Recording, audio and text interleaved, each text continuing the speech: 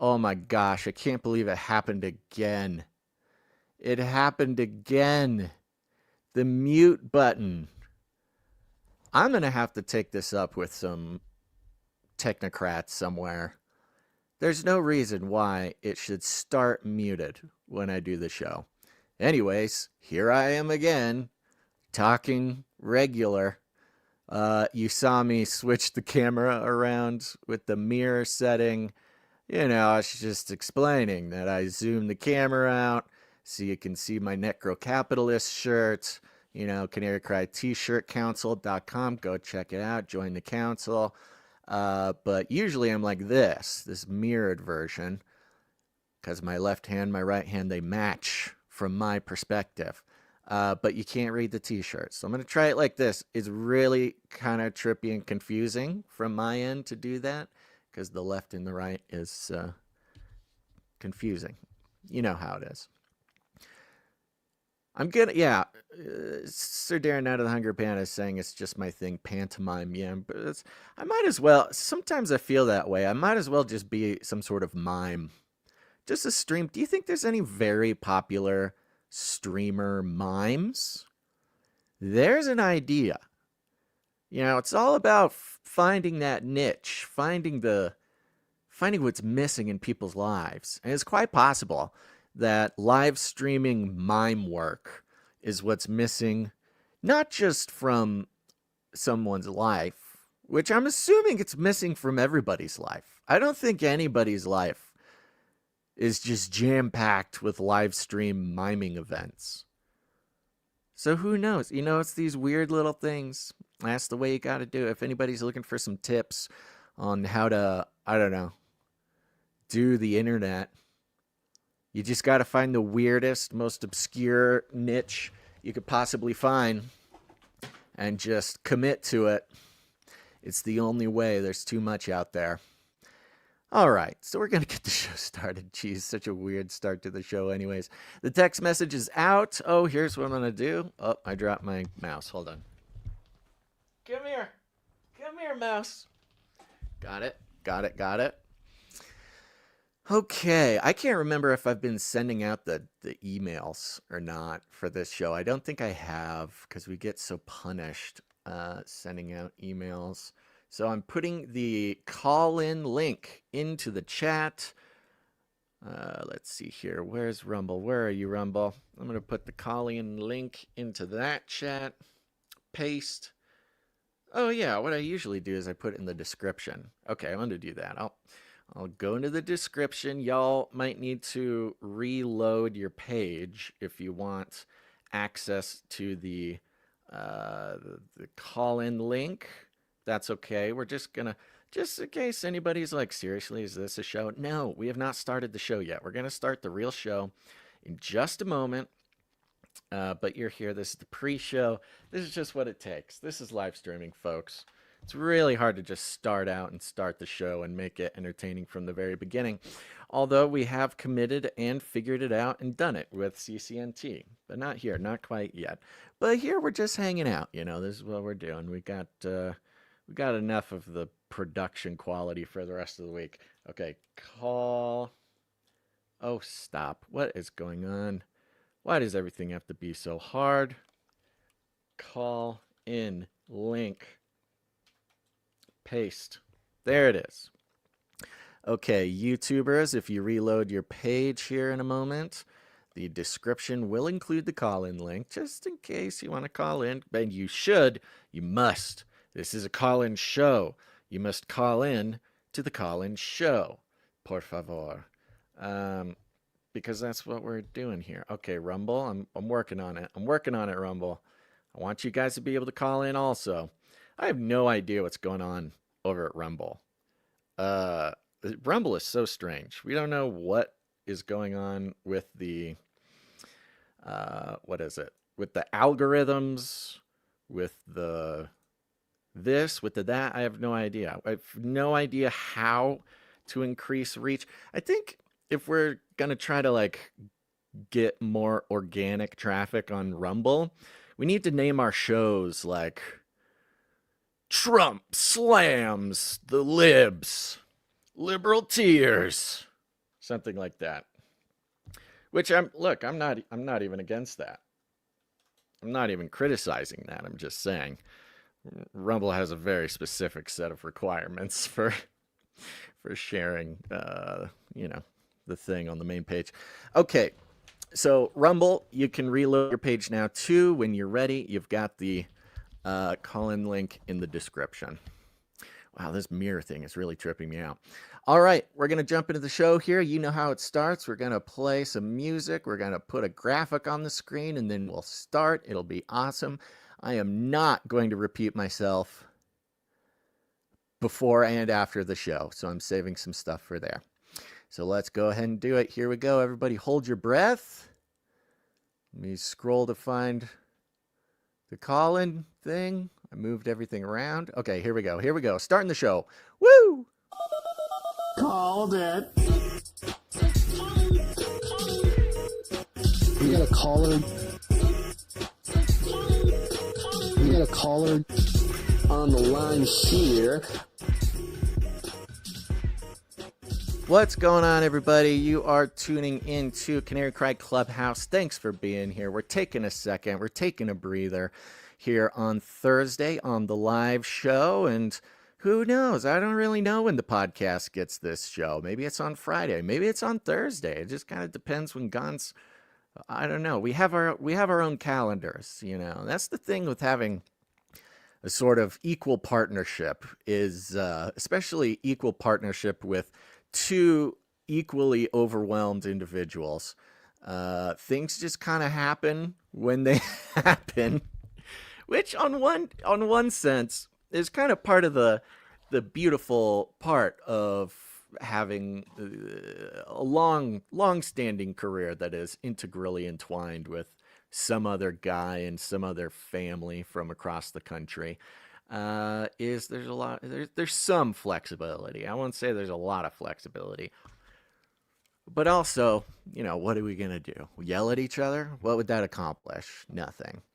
If Gons and I started getting in a tit for tat, somehow, like, it would just be endless. There would be no... Because nobody has the right of way. Nobody... Between us, it would just be an endless spiral of, well, what about this? Well, what about that? It's just unhealthy to even attempt to do that. So we don't, and we don't want to. It's just, we're not interested in that. So anyways, there's a little inside baseball, little relationship advice for anybody out there thinking about building a career with somebody you worked with for like 8 months or something back when you were 23. Okay. Let's see here. Got everybody in the chat. We got the chat up on the screen. Look at that. It's incredible. Show comments on stage. It's a beta. It's so small. I'm not saying it's small and saying it's beta in some sort of derogatory way. It is small, and there's nothing I can do about it. It stays that size, and it stays that size because it is in beta testing. I love how they're beta testing a feature that other platforms have had for several, almost a decade, I think. All right. So hopefully that works there. Oh, we already got a caller in the chat. That's good. Hang out there. So yeah, click on the link in the description, or if I post it in the chat, wherever it is, you click on that link. It'll ask you just a couple questions and put you into the waiting room. And from the waiting room, you can still watch the show, still listen to the show. You can chat with the other people in the waiting room. And then when the time comes, I'll bring you up on the screen and we'll chat. Usually how this goes is we will, of course, display, enjoy, premiere together the Beyond the Verse mini documentary series by Gons. Many of you will notice that those are now getting posted on Face Like the Sun, and we hope that's okay. But here's the thing. We got a lot of people over committed to the Face Like the Sun channel, and they're over there, and they're not over here, and so we need to give them a reason to tune in and encourage them to become part of the family. So from now on, Beyond the Verse, the video itself will be posted over on Face Like the Sun, and you can do that. Let's see here. Basil, I think you made the YouTube a kids video with no chat. Did I make the YouTube a kids video with no chat. Let me check. Yes, I did. Yes, I did. Great. Okay, let me change that. Sorry about that. Okay. I don't know how that happened. I must have done it mistakenly when I was trying to put in the call-in link. What a strange, you know what? I never understood what that thing was for. It asks you a question. It says, is this for kids? And you choose yes or you choose no. And I just figured it was some sort of age restriction or algorithm thing. But apparently, if it's for kids, they take away the chat, which I think is a very good idea. I support that decision. But let's see here. Uh, it has been fixed. It is not, it is no longer made for kids. However, there is another question that is, do you want to restrict your video to an adult audience? And I press no. This is a safe place for children with the permission of their parents to tune in and enjoy the show. Okay, goodness gracious. The chaos at the beginning of this show is great. Oh, I see. Yes, I see your chat now. Sir Darren was telling me behind the scenes here. It's telling me behind the scenes that I turned it into a children's show, which again is totally fine. Maybe that's what's missing. Maybe that's the secret ingredient to the Canary Cry media empire. Maybe we need a strictly children's piece of content. I don't know, series or something. I think I could do that. I think I could be a pretty good, you know, who's that gal who's getting in trouble for wading into the choppy waters of Israel Gaza thing? Ms. Rachel. Ms. Rachel, the children's performer, I guess. Talk show host, children's talk show host. Yeah, she's getting a lot of heat, but I could do the Miss Rachel thing, sing some songs. Might need a little help from ChatGPT to like write some children's songs about Nephilim, write some children's songs about the deep state, but make it fun, make it cute, you know, take it totally seriously. That's an idea. It sounds like a lot of work, and I'm not sure. Well, listen to me now, not taking my own advice, saying that you need to find the niche of the niche and fill that niche, and that's the way to do it. And here I am saying that a children's, I don't even know what to call us. I guess just fringe Christian, narrative skeptic. Really, I mean, a show that responsibly and in a quality way, earnestly, not, you know, not ironic. Now, look, sometimes children's stuff can come off as kind of ironic, but, you know, an earnest, professional, caring, authentic children's program to encourage critical thinking, narrative skepticism, help them resist the peer pressure that is created by the mainstream establishment narratives. I kind of feel like that's what being a Christian kid was. I mean, that's, now I'm thinking about it, I'm just kind of describing Sunday school. Because a lot of Sunday school was like, okay, sometimes your friends are mean, but does Jesus still love your friends? Yes. What do you say to your friends when they do bad stuff? Jesus loves you. You know, that kind of stuff. Okay, now we're getting into it. I have some friends. Correction. I had some friends, very close friends, and they had some children, beautiful children. Uncle Baz in the house. This family, these children, were not growing up in a Christian household. The parents appreciated the moral and ethical and character influence that Christian Uncle Baz brought to the family, brought to the children. Now, my status as a Christian did end up becoming a problem for them.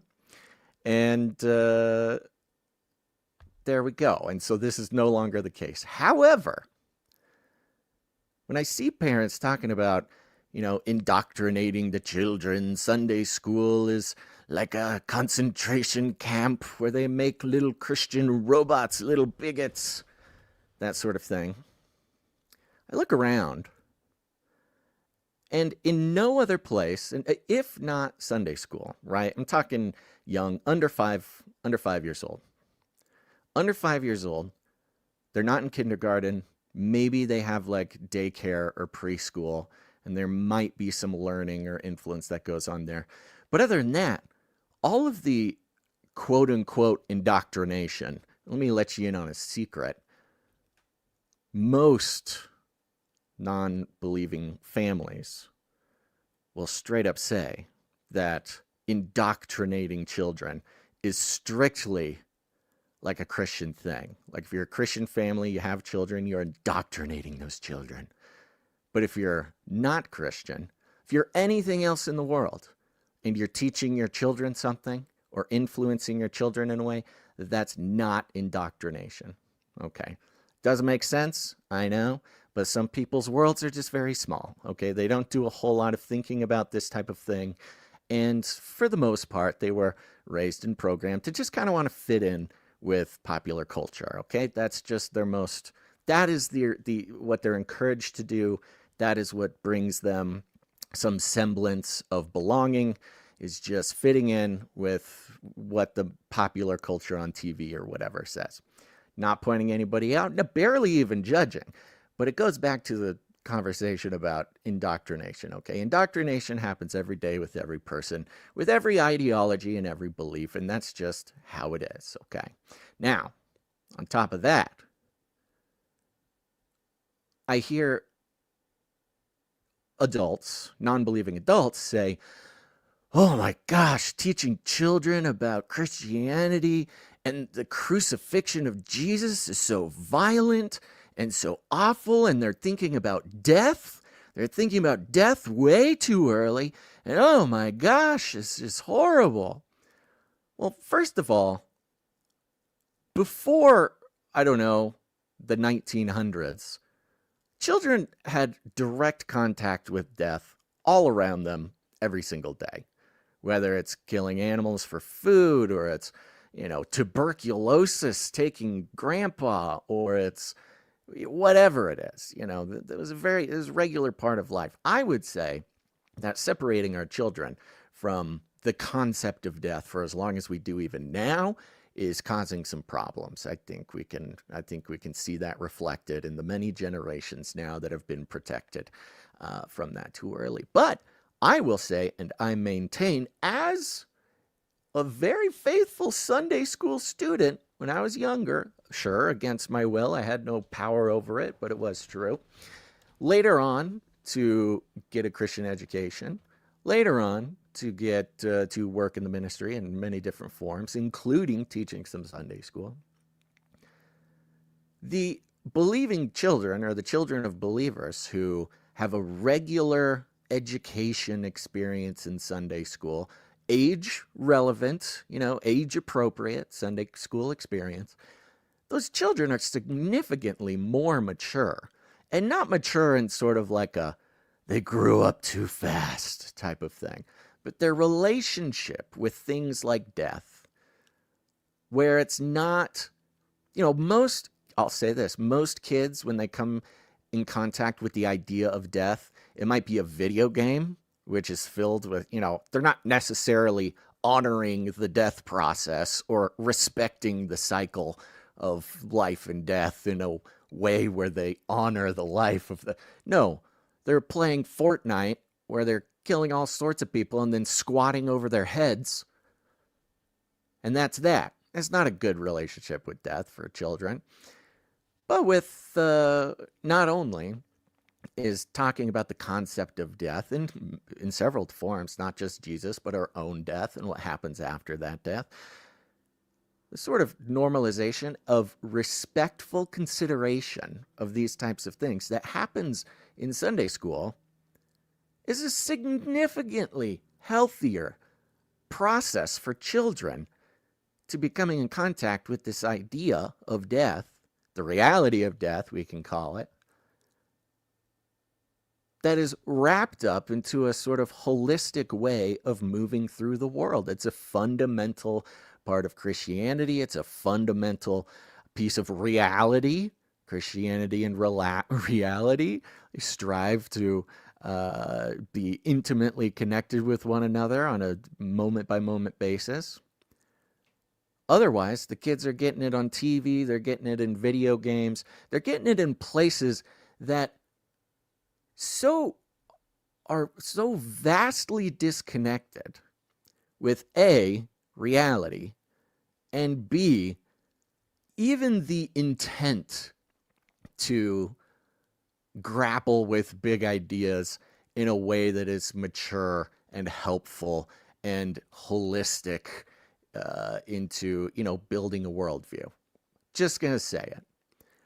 Did we go off the rails right at the top or not? I think we did, and I think it was great. So consider that. And for parents who are bringing their kids to Sunday school, I think, of course, very important to learn about Jesus and to have a firm foundation in, the not only the Christian faith, but the Christian worldview and the maturity of the Christian operating system that ultimately is a very beneficial way to live in practical and, more ethereal ways. But also, if it's done right, and I'm not saying that it's always done right, Lord knows if we're going to complain about church staff, Sunday school teachers are pretty much the first ones that we complain about, at least in my experience, as one and as co-workers of Sunday school teachers. We get it. There's a spectrum of quality for Sunday school teachers, but for the most part, they're good people with good intentions, and it's a job that's got to be done. So, when done right, when done regularly, when done in an age-appropriate manner, Sunday school kids are the most well-adjusted, mature, talented, best-looking savant-type children that could exist. You think about savant, which is somebody who is sort of, talented beyond the expectation for their age. I don't know if that's the official definition, but that's one way you could describe it. Don't know why I was going into savant. I had a place I was going to go with that, but it's going to have to wait. So here we go. Canary Cry Collins. I see we had some people jump into the back room, and then they left the back room once I started talking about Sunday school. So maybe that was not a good choice. But hey, that's going to be valuable to somebody out there someday. We're going to start out here in just a moment or two with the new episode of Beyond the Verse by Gon Shimura. You can find it on the Face Like the Sun channel. I recommend, here's you can even do this right now, folks. Don't watch it over on Face Like the Sun right now. But you can go to Face Like the Sun and go into the comments of that page and then post the link to this live and say, oh my gosh, here's where we discuss the episode. And then they'll have to listen to me rant about Sunday school for 15 minutes, maybe even more. I don't know. Do what you want. I know we actually have a special guest in the back room here. I'm going to ask that special guest if they're just hanging out or if they want to come on, or if they want to come on before or after we premiere Beyond the Verse here. I'll be eagerly awaiting their answer on that question. But if not, we will just be jumping right into Beyond the Verse as I stall for just 1 second to give this person a chance to answer the question. Sir Darren was in there, but he left. He says, my phone got too hot, so I jumped out. Oh, okay.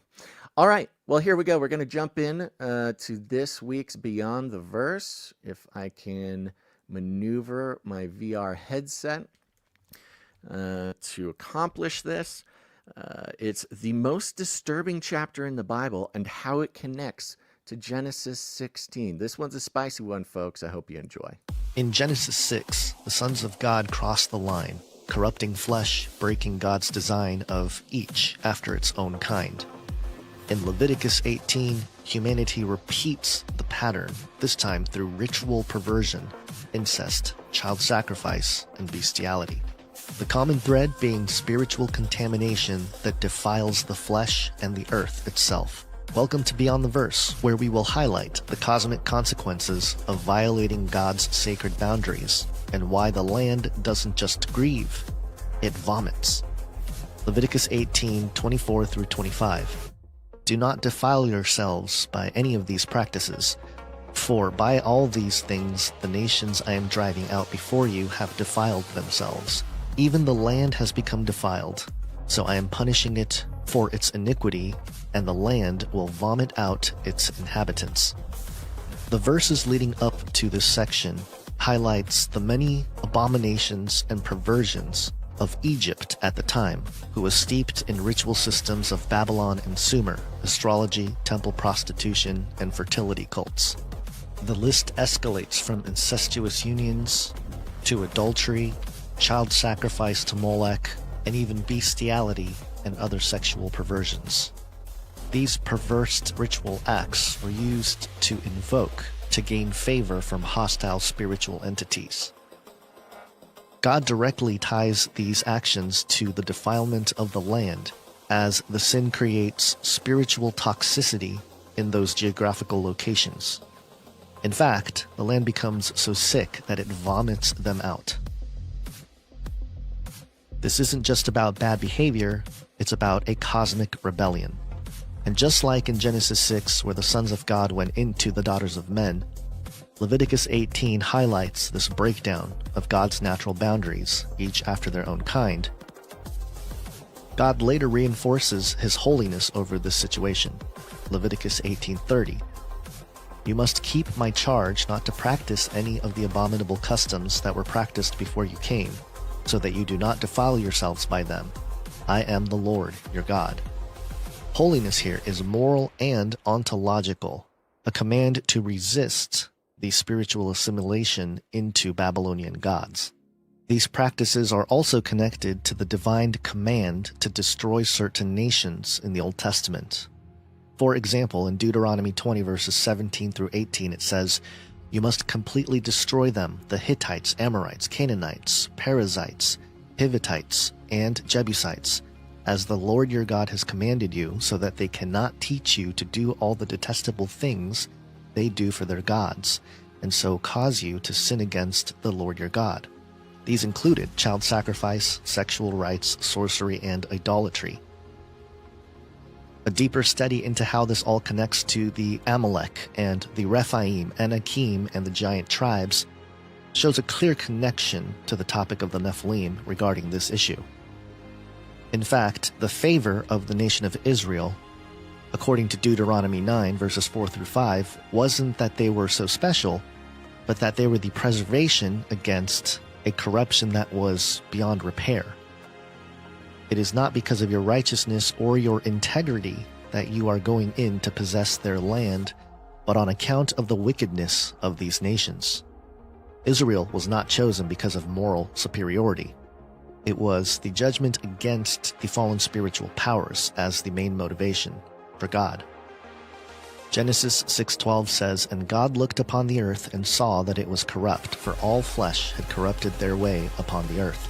This points to cosmic violation of divine boundaries, and all flesh likely includes not just spiritual, but perhaps even the genetic, showing that these are patterns that may emerge via ritual, not merely of bloodline. All of this corruption of the flesh talk leads us to the conclusion and takeaway, which can be highlighted in Romans 8 verses 3 through 4, where it says, "For what the law was powerless to do in that it was weakened by the flesh, God did by sending his own Son in the likeness of sinful man as an offering for sin. He thus condemned sin in the flesh." Jesus is literally the anti-Nephilim. He is fully God, fully human, but undefiled against God's order and design. If you find this research helpful and interesting, tune into Canary Cry Clubhouse, hosted by my co-host of Canary Cry Radio and News Talk, Basil Rosewater. Hey, that's me. You're doing it. It's me. Wow, that was a spicy one. Look, folks, I just took a second while that was playing. I'm very good at multitasking. Look, you got to do it when you're in this business. Certainly have things to talk about the video. But Leviticus 18. When was the last time y'all read Leviticus chapter 18? Say right off the bat. Sir Darren out of the Hungry Panda says, hey, is this Canary Cry after dark question? Lol. We were talking about on Twitter there, if we need to start a Canary Cry after dark podcast to handle some of the things that, you talk about once the kids are at bed. Yeah, what a funny, oh my gosh, what a funny episode for me to go on a random rant about Sunday school and appropriate things for children.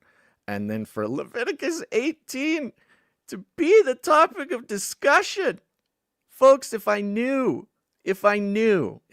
I knew. This is the thing. I don't watch these things.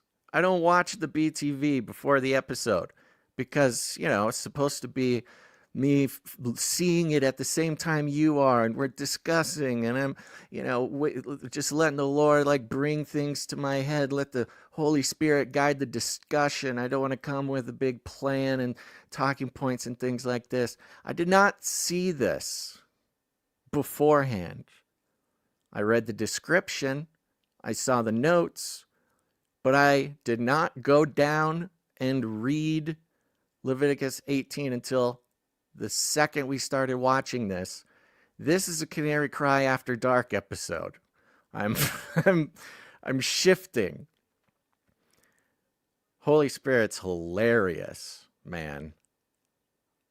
That is funny. Why did I go off on Sunday school and age-appropriate teachings for children on this of all episodes? Within 30 seconds of each other. This has got to be the wildest twist in my podcasting history. Gosh. Okay. So, yeah, this might turn into a Canary Cry After Dark. So, but like I said, one thing about Christian kids, myself having been one of them and seeing many of them go through the same thing. Let me be clear. In general, not every kid who goes to Sunday school ends up growing up into a mature adult. However, if we're talking about topics of conversation that young people are responsibly introduced to in an appropriate way in order to develop some sort of maturity that creates positive results in the adult that is gone. If this is not my biggest test in my entire career of presenting a topic in a way that is responsible to the range of ages that watch and listen to this show, I don't know what is. This is a doozy. Okay, so we're talking about Leviticus 18. Leviticus is kind of it's an interesting book of the Bible. It's the one when you're talking to atheists or agnostics or just people who are critical of the Bible. You talk about an atheist who hates the Bible and has this list of reasons why the Bible is written by people and you shouldn't pay attention to it. It's just a big book filled of lies. That kind of person. Really, the only book of the Bible that any of them can name is the book Leviticus. They don't know it. There's 66 Bibles. You ask them what you don't like about it, they'll just start talking about Leviticus. And not for nothing, Leviticus is a very interesting book in the Bible. It is filled with rules, is very rule heavy. The Levites, of course, were the priestly class among the tribes of Israel. They were tasked with service. They were tasked with service. They did not have a land of their own. They were welcome in the land of all the other tribes. And sometimes they would travel around, or sometimes they would be posted up in another ancient Hebrew community. Uh, and their job was to be the priests. So you had this sort of unifying priestly class throughout the tribes. And it's interesting because you think of the ancient Israelites, the ancient Hebrew people, and we do think of them kind of as one big group, but in the same breath, you say there's 12 tribes. They were totally separate tribes. They had different land. They, I don't, they weren't necessarily, what's the word? Uh, in combat with one another, but they didn't really mix a whole lot.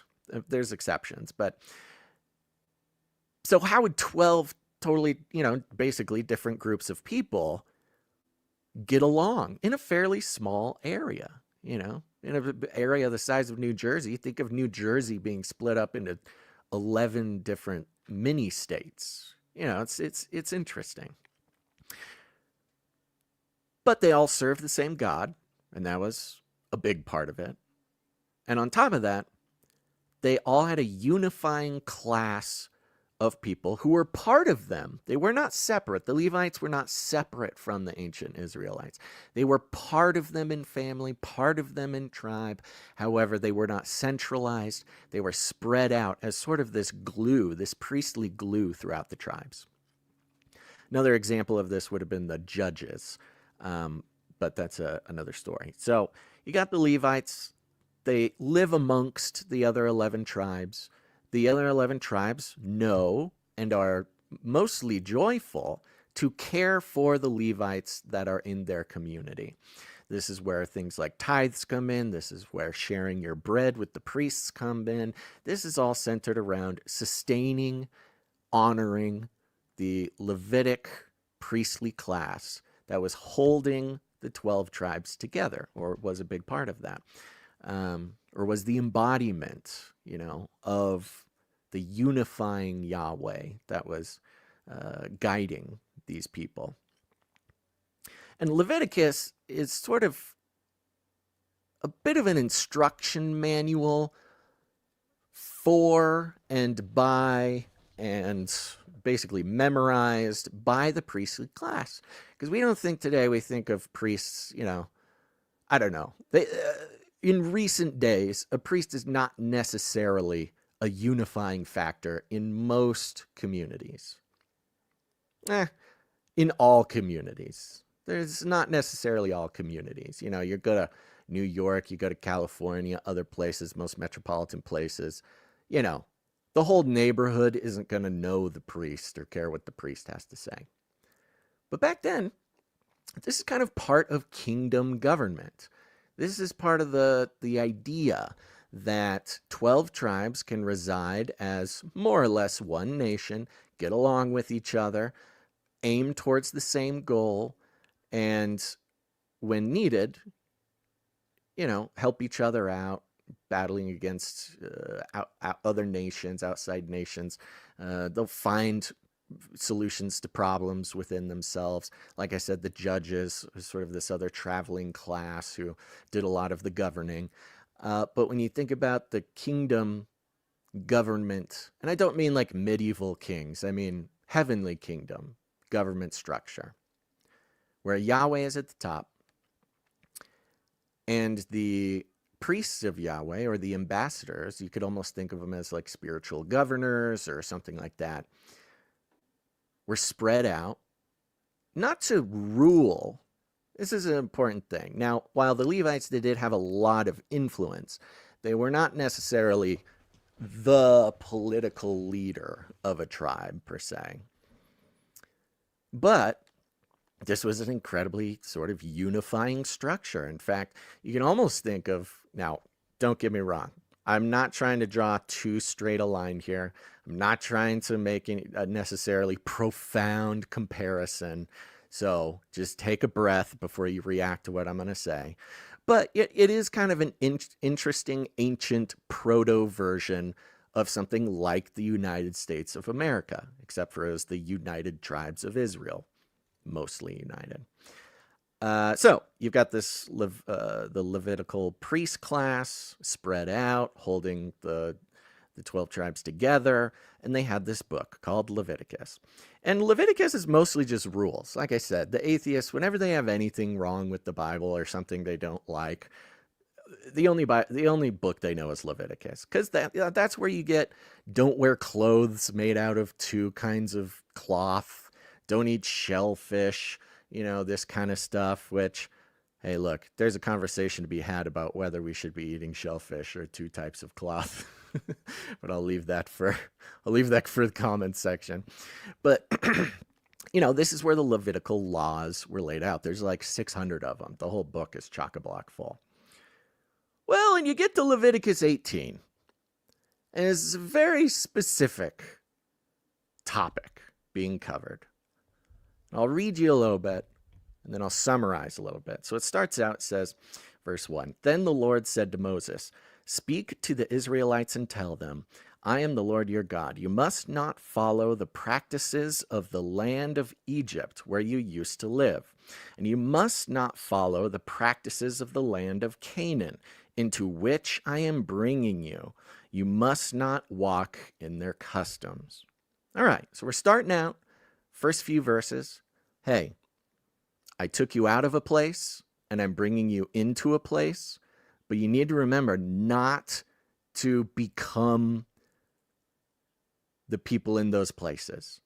You gotta do your own thing. I'm giving you a set of rules. Just because you're in a place doesn't mean that that is who you are, which I think is an interesting concept to live your life through. As Christians, again, as a kid in Sunday school, the in the world, not of the world, the hang out with your friends, but do not become like your friends. Usually in the case of like sin, doing drugs, that sort of thing.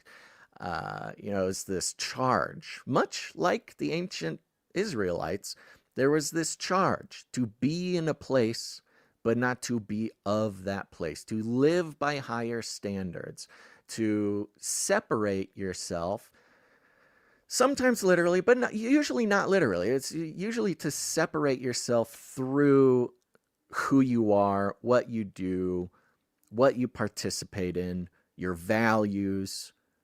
It starts out with this very, anti-peer pressure lesson, which is really good. Most kids should get more of that, unfortunately. Unfortunately, we live now in a society that peer pressure is like not even really a thing you hear about anymore. I think if you go past the past 5 years and what we've seen encouraged in the media and supported by the establishment, peer pressure has been sort of presented as a good thing. No, do what you need to do to fit in. Don't disagree with people. If people disagree with you or they think a different way or have different values, go non-communication. This is a big thing for COVID times and with all sorts of social justice issues. Hey, if your family member doesn't believe what you believe, go non-communication. Cut them off. That'll hurt them. But in this case, I think the general idea is, hey, you're going to be in a place, but it doesn't mean that you are someone different. And this is a big struggle for kids. It was a big struggle for me all the way up to, maybe even college. The pressure to fit in or to seem normal or to get the acceptance. And it's not until later in our lives do we mature enough to think, oh, I don't want to be accepted by the wrong people. I don't want to fit in the wrong crowd. That's actually very bad for me. Not even just in a sense of like sinning against God or something, that also, but it's just bad for your life. It's a bad strategy to live fully through who God made you, not God made other people. And of course, peer pressure is responsible for all sorts of horrible atrocities throughout history. I mean, I don't need to bring up World War II or communist countries or whatever, where snitching and ratting people out if they don't conform to what the state wants or to what the main culture wants. It's a horrible thing. So I think there's a good lesson here right at the top of Leviticus chapter 18, even before we get into the questionable sort of material. So there you go. The Lord said to Moses, "Speak to the Israelites and tell them, I am the Lord your God. You must not follow the practices of the land of Egypt where you used to live, and you must not follow the practices of the land of Canaan into which I am bringing you. You must not walk in their customs. You are to practice my judgments and keep my statutes by walking in them. I am the Lord your God. Keep my statutes and my judgments, for the man who does these things will live by them. I am the Lord." Again, another great piece of advice for anybody trying to make their way through. I mean, that is life. That is being a believer, is we're surrounded by people who disagree with us. We live in a country who so often sort of demonizes living by God's rules, living by a different set of rules. Insofar, even as they will say, where do our rights come from? Well, they come from Congress. They come from the... No. So you see this setting apart. It's not just isolating oneself, but it is fully taking power away from the cultural control mechanisms, taking power away from the influence of others, taking power away from the feelings of others, from how people think about you, from how people feel about you. I mean, this is an incredibly healthy message that really, in essence, even the most, science-based, social justice, mental health aware person in the world would be agreeing with. Is a very healthy thing to develop. And it goes on. 6, none of you are to approach any close relative to have sexual relations. I am the Lord. And here's where it starts. Okay? Starting off right here. Do not approach any close relative. Which we can all totally agree on. Okay? And it goes on. I'm going to give just a brief summary of stuff. Don't worry, we're not going to get too explicit about this. But it's funny because up until verse 5, through verse 5, the lesson is very simple. It's very simple, very applicable. Everybody should agree with it. We know everybody doesn't. It's like, hey, you don't need to do what other people do just because you're there. You don't need to fall into the peer pressure. You belong because God says so. You belong because you are a human. You are here. You're in a place. You don't need to what's the word? You don't need to compromise on your values. You don't need to compromise on your life. You don't need to compromise on your behavior. You don't need to fit in. In fact, you shouldn't fit in if it means compromising. And so the message is, don't be like those in Egypt. Don't be like those in Canaan. Don't be like those you were around in the past. Don't be like those around in the future. Solid, quality message for any adult and any child. But then we start to get a look into the specifics of this situation. What we're being told is the nature of the places they came from and the nature of the places in which they are going. How it was in Egypt and how it is in Canaan. And it is very specific. So it says, don't get it on with your close relatives. Included in these, the list of these people, it gets very specific. I think it's very interesting how specific it gets. It gets. Now remember, this is a reflection of the culture, the land, the spiritual geography, as well as the physical geography of the place they are going and the place they are coming from. And so to fit in these places, they would need to partake in the things that they are now being told not to partake in. And you can get the point. I will list just some of the specific people in which you're avoiding these activities. Your father, of course. Your mother, of course. Your father's wife, of course.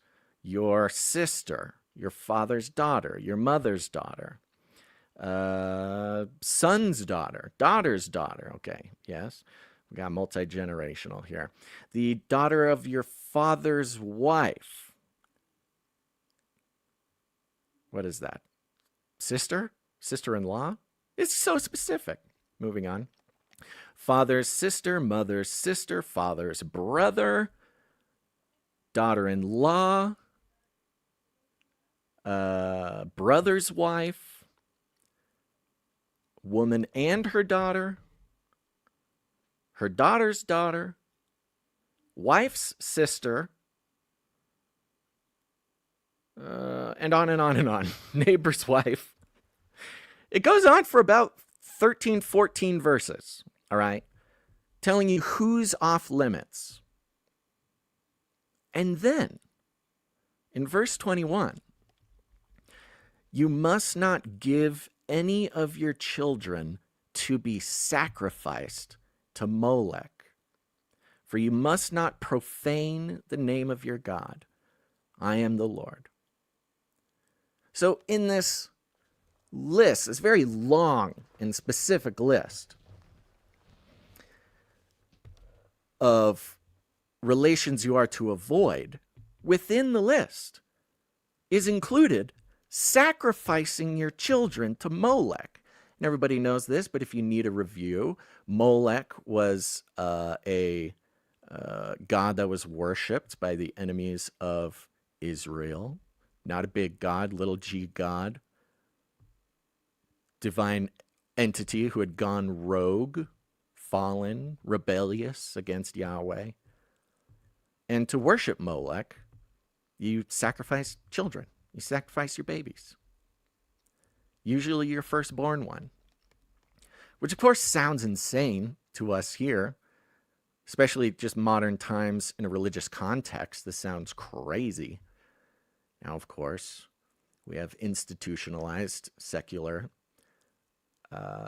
rules, regulations, cultural norms that trend a little bit too close to comfort, to sacrificing to Molech. But it's on this list of incestuous relations to avoid, which I think is very interesting. And what I take from this is that this long list of incestuous relationships to avoid, on the same list as making sacrifices to Molech, we're led to assume that these relations to avoid are actually in service of worship to a god, little g god. Because as we've talked about before, I guess recently I said it on the Millennial Mustard Seed podcast. I went on a bit of a rant about this. But everything is spiritual. We know this. I'm not saying everything is sacred. Not everything is holy. But everything is spiritual. Anything you do with your body has a spiritual consequence, a spiritual effect, not just on you and not just on the people around you, but happening in the spiritual realm, where the spiritual battles happen regularly. And this is something that a lot of Christians don't get, because in American evangelicalism, so much of the church, at least when I was growing up, almost every church that I grew up in or visited when I was a kid would talk about this separation of the body and the spirit, that this body and the spirit were two different things. and that the body was inherently bad, fleshly. That's why the word of the flesh just means bad. And that, everything of the spirit was good or higher or something like this. Now, I've gone down the rabbit trail. I've explained this before, and it's a very difficult thing for people to come to terms with, because this idea of the spirit and the flesh being separate and fairly unrelated as far as our behavior and spiritual health goes. This has been hammered into, I can only really speak for the American church, the American evangelical church. I mean, it's so basic that it even appears in like non-Christian contexts, even religious contexts. I mean, you watch a show about, some fiction, you're watching a cartoon or something like this, and the inherent spiritual reality that the show operates in is that spirits are different and separate from the body, and that they're only tenuously kind of connected while your body is alive. But that, something happens in the spiritual realm, something happens in the physical realm, or your body dies, you become a ghost, and you need to get back to your body, or, this kind of stuff. I mean, it's all over the place, especially in New Age, when you're astral projecting things like this, your spirit leaves your body, then you got to find your way back to your body.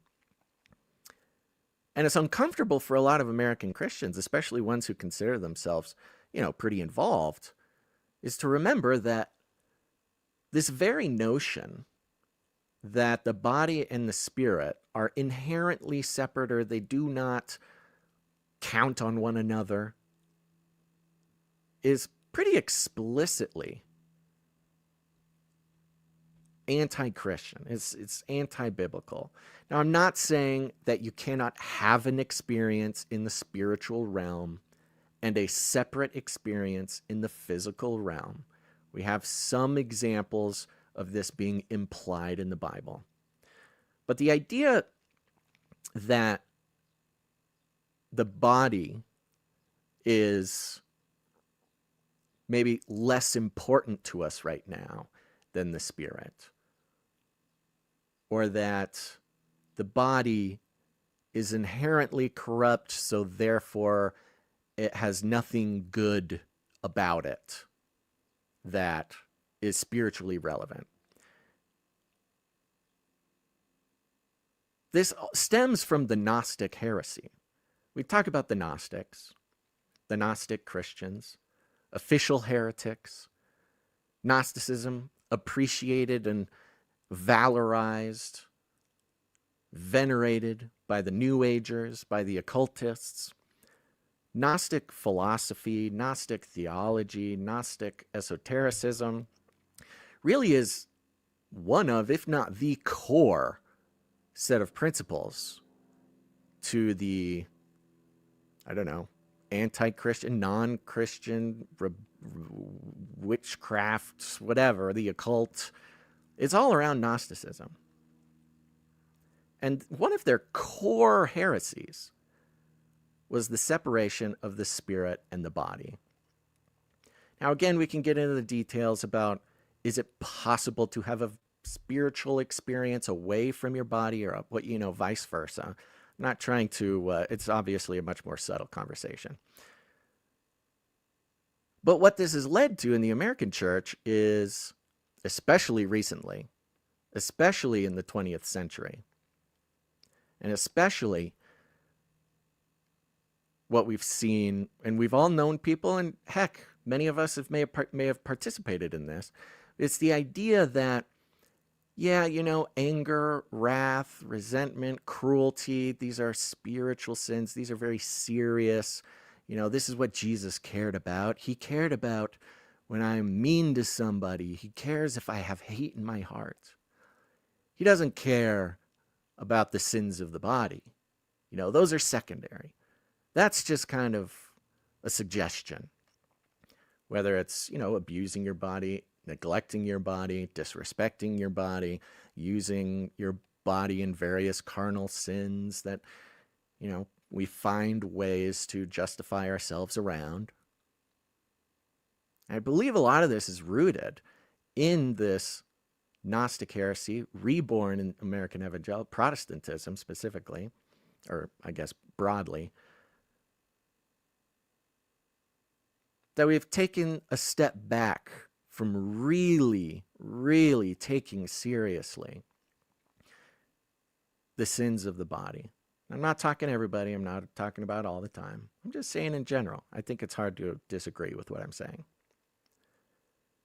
But once you realize that, once you understand that your body is as much of a spiritual vessel, that the things you do with your body are as spiritually consequential as what you think or what you say,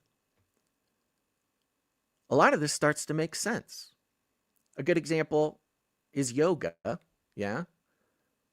Now, I'm not trying to lay down a hard line on yoga, but the conversation around yoga that plenty of Christians are having and trying to figure out is, yes, okay, it was used to worship Hindu gods. Every pose that you do has another meaning in the Hindu culture that worships a god and represents a sacrifice of the body to, you get the point. And of course, there's a long conversation for Christians about redeeming that or just using it for exercise, or it's the state of your heart and things like. I'm not saying that the heart has nothing to do with it. I'm not even taking a stance, just saying this is the conversation. So in the same way, I see that context here in Leviticus 18, where what we may consider pretty obvious restrictions on carnal activity, it's very specifically being presented as something that not only is just a sin, or maybe bad for you, but also that is in service of rebellious divine entities against God. And there's a lot of things that we do, whether we realize it or not. I mean, unfortunately, we are, it's just how we are, it's just who we are. It's really hard to avoid these things. Sometimes we probably do them without even thinking about it. But it's broadly important to remember that anything you do, everything you do in your body and in your spirit is in service to some spiritual being. And our goal is to direct our thoughts, direct our actions, direct our habits and our character in every way we possibly can towards God. Because if it's not towards God, it's probably towards another deity, a principality, a power, a little g God. And like we've talked about before, these little g gods, these principalities, powers, not only do they rule sort of over spiritual regions, or what are they called? Oh, there's a word for it in theology. I forget. But, there's not just a spirit that rules over greed, not just a little g God that rules over anger, but actual, like, literal geography in the spiritual realm.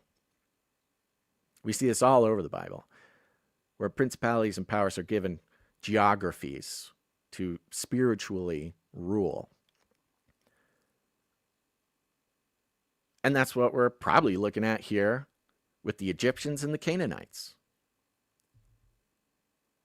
Not only was this probably a culture of inappropriate relationships,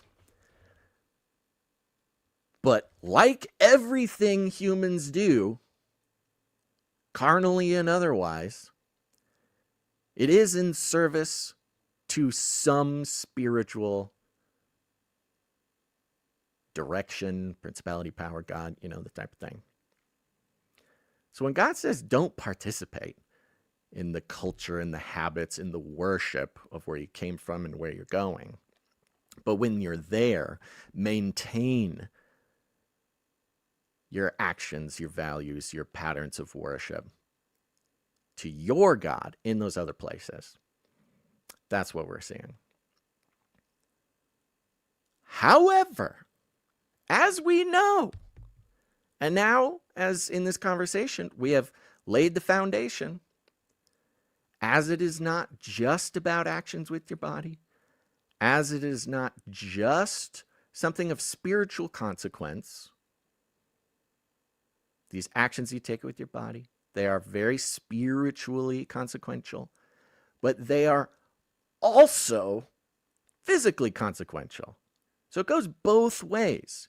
You've got the body affecting the spiritual, and you've got the spiritual affecting the body.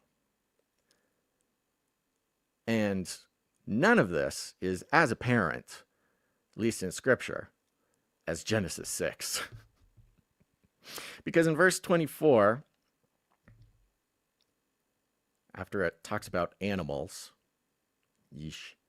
verse 24, do not defile yourselves by any of these practices, for by all these things the nations I am driving out before you have defiled themselves.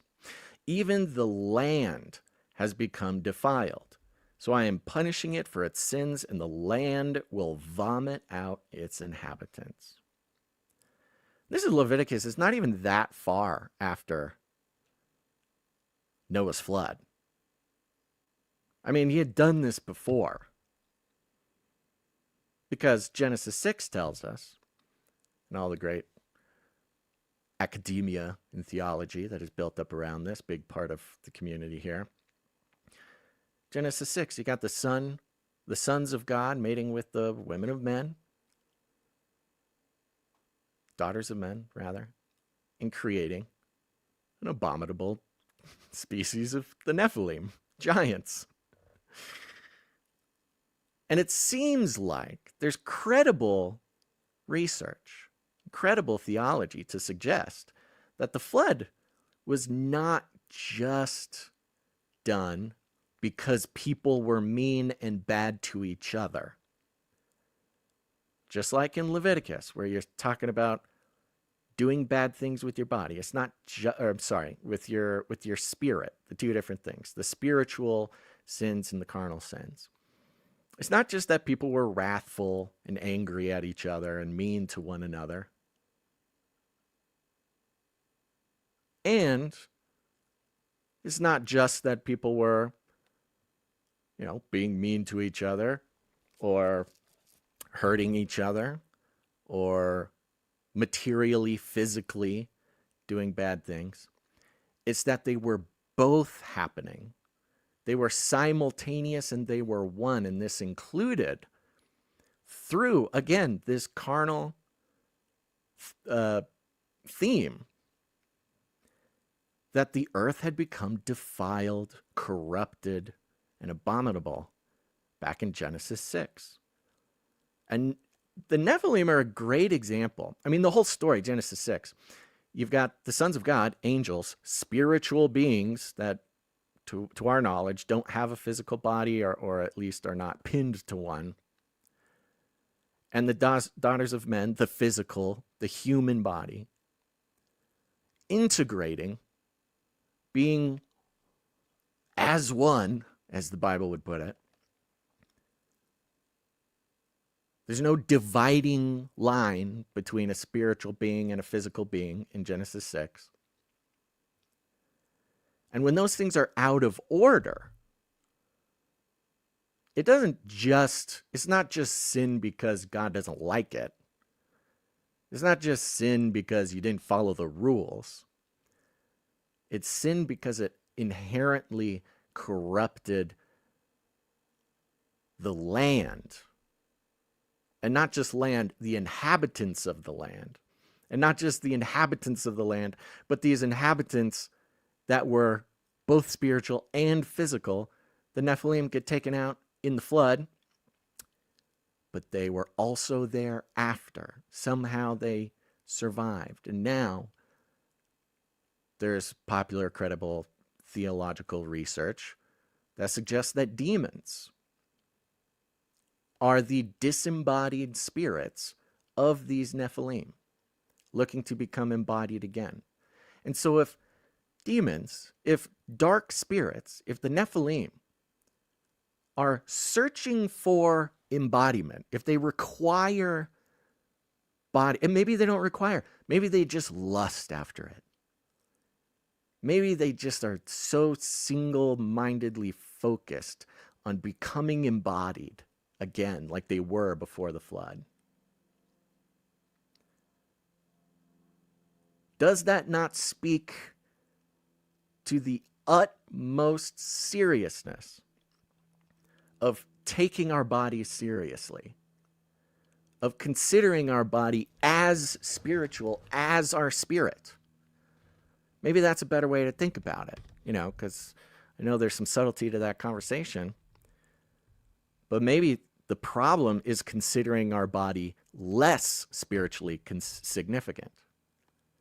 Whereas I think it's very clear, and we see it not only in the Bible, not only its opposite in classic heresies, but also in the very behavior of spirits like the Nephilim, of the adversary, of the enemy. And it's repeated in theme, if not literally, here in Leviticus, the book of rules for the priestly class, the glue of the 12 tribes, the chosen people. It's inherent. And so I think we forget that a little bit too often. Well, let's grab a little bit more of this. Verse 26. But you are to keep my statutes and ordinances, and you must not commit any of these abominations, neither your native born nor the foreigner who lives among you. So this is a corporate instruction, which I think is relevant, all things considered, in the world, but also just in our personal lives.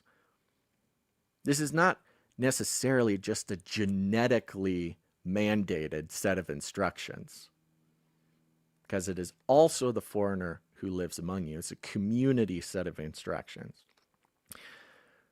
For the men who were in the land before you committed all these abominations, and the land has become defiled. So if you defile the land, it will vomit you out as it spewed out the nations before you. Therefore, anyone who commits any of these abominations must be cut off from among his people. You must keep my charge not to practice any of the abominable customs that were practiced before you, so that you do not defile yourselves by them. I am the Lord your God. So you have in triplet here the defiling of the spirit, the defiling of the body, and the defiling of the land. Back to the principalities, the geographics of rulership. The spiritual geographics includes geography as we regularly know it. What is done in an area defiles that area. And yet, and I think by defile this area, perhaps that's as a result or partly includes the activities done in that area that give worship to the false gods, or the little g gods, or the fallen, deceitful spiritual beings that seek rulership, the principalities and powers.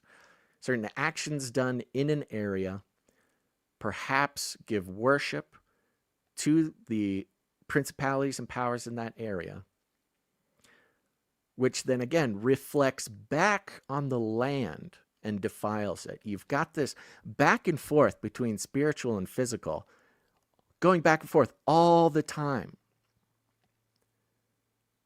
Even if our language, if we need to talk about spiritual and physical separately, if that helps us ideate and understand the complexities of what's going on, again, thinking of them separate to describe different pieces of reality, the effect that one has on the other is so immediate and so direct and so intertwined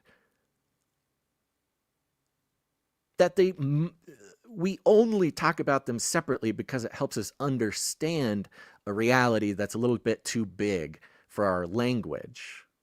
you see, there's no practical reason to think of the physical and spiritual as separate. The only reason we even talk about it like that is because the fullness of reality requires us to break it down in this way for our tiny human brains. So yes, I think I agree with Beyond the Verse, Gonza's thesis here. I wish I had taken better notes because I'd love to hit more points on the video if that's what we're called to do. But we're going to take some callers here in a second, and I'm sure the callers will bring up some very important things. But what I love about this conversation and I love about the Beyond the Verse is not just that it's like, you know, outside the box of normal church conversation or acceptable, polite theology or whatever, you know, because that's always fun. But also just how objectively important and real and true, and it's almost like the concept and the idea, the concept or the theology, the implications are like too big and too important to be able to talk about sort of easily.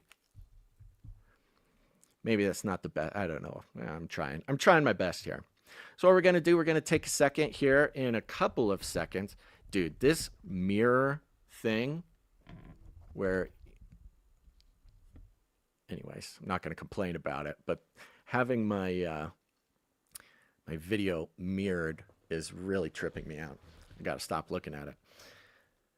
We're going to take some callers. We're going to say hi. We're going to see what's up. Remember, folks, don't worry if you don't have some earth-shattering thing, if you have something off topic. None of that matters. This is time for fellowship. This is about getting in conversation about other stuff, whatever's going on in your life, whatever's been interesting you.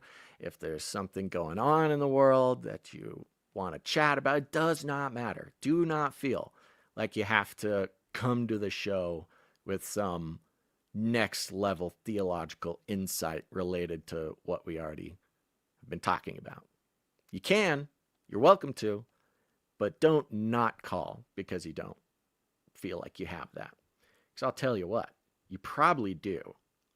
And it's just about confidence. Let me just check my very few poorly spelled notes real quick. Nope, yep, I think I covered it all. Yeah, okay, I said everything I wanted to say. So look down in the description of this video, whether you're on YouTube or Rumble, you'll see a link for the call-in link. Just click on that. If you don't see the link in the description, reload your page. So I did have to put it in after we already started. So if you might need to restart the page. All you got to do, click on that. It'll ask you a few questions, put in your name, click, click, click. You can do it on a computer. You can do it on a mobile. Doesn't matter. Works on everything, I think. I don't know necessarily if it'll work on your Zune, if there's anybody watching this show on a Zune. If you are watching on a Zune, please let me know. To answer Katie in the chat here, we're talking about Leviticus 18 and its connections with Genesis chapter 6, amongst other things. Okay, Chark. I see Chark saying, what number do I call? Look at the description of the video. It'll say call-in link. You click on that. Oh, look at that. He did it. Okay. You know what I'm going to do before we straight up take this call? I'm going to just to be kind, copy and paste the link into the chat just in case somebody is having a hard time finding it, because I don't want anybody to miss out just because, I don't know, they haven't reloaded their page or something. Okay, here we go. Just as an important reminder, those of you who are in the back room here, when we start your call, you'll see, I hope you can see, there will be a 10-minute timer. That timer you can see next to my little box down in the thing. And it's just for 10 minutes, and it's not necessarily a hard deadline that will be enforced rudely, but it is just a good goal for you and I to shoot for. All right, so let's do this. We'll take a caller. We're going to start out with the caller who has been waiting very patiently for quite some time. And that is Modern Day Bible Study. Modern Day Bible Study, you are on the air. What's going on? Grateful to hear you, Basil. And you as well. How are you? A lot has been going on, which actually a lot kind of will start off this conversation, I guess, Okay. because as you were just talking about in Leviticus, Lot, the story kind of coincides with that. Story, verse, which Lot grew up in the corrupt system of Sodom and Gomorrah. And once he was saved, he got tricked and slept with his daughters. Now, those offspring of his lineage ended up being the ones that ended up destroying Israel. Mm-hmm. So, when you were talking about, the bloodlines and everything, you look at royalty and they keep it in the family. And how corrupt are those bloodlines, and they're holding on to that stolen wealth that they have taken through centuries and, generations. And so those bloodlines really, they are corrupt for a reason, which is why they keep it in the family, because they don't want to spread that wealth. So that's a great point. That is an excellent point. Yes, all of the darkest, esoteric lizard people, the whole system, the whole corruption, defilement system is based on DNA, which is based on relations, often, as we see in the royal bloodlines, the Illuminati bloodlines, is based on incestuousness often. And yeah, it's not, like you said, it's not just about the momentary act that is breaking the rules. It is perpetuating this dark power structure that is like an unbroken chain of defilement for centuries. That's a very good point. yeah. Well, and I would like to ramble a little bit because you are so correct. The Holy Spirit is absolutely incredible, because something got brought to my attention today, which is underneath my title. And I'm sorry, they're still working on the pipes next door. So if there's a bunch of construction noise, that's what that is. So it says superstition is the way, ? Because superstition got brought up to my attention. And I actually found quite a few verses that I would like to share real quick, and why superstition, leads us down a unrighteous path. So the first one I want to bring up is Isaiah 65, verses 11 and 12. And they worship the little god of good luck. And it also talked about, if you worship this little god of good luck, then you will be brought by the sword. You will be taken down by the sword, because you are not putting your full trust in God. And what then is that scripture reference again? the worship of the little god of good luck. What chapter and verse? Do you have chapter and verse? Or Yeah, the chapter is Isaiah 65, verses 11 and 12.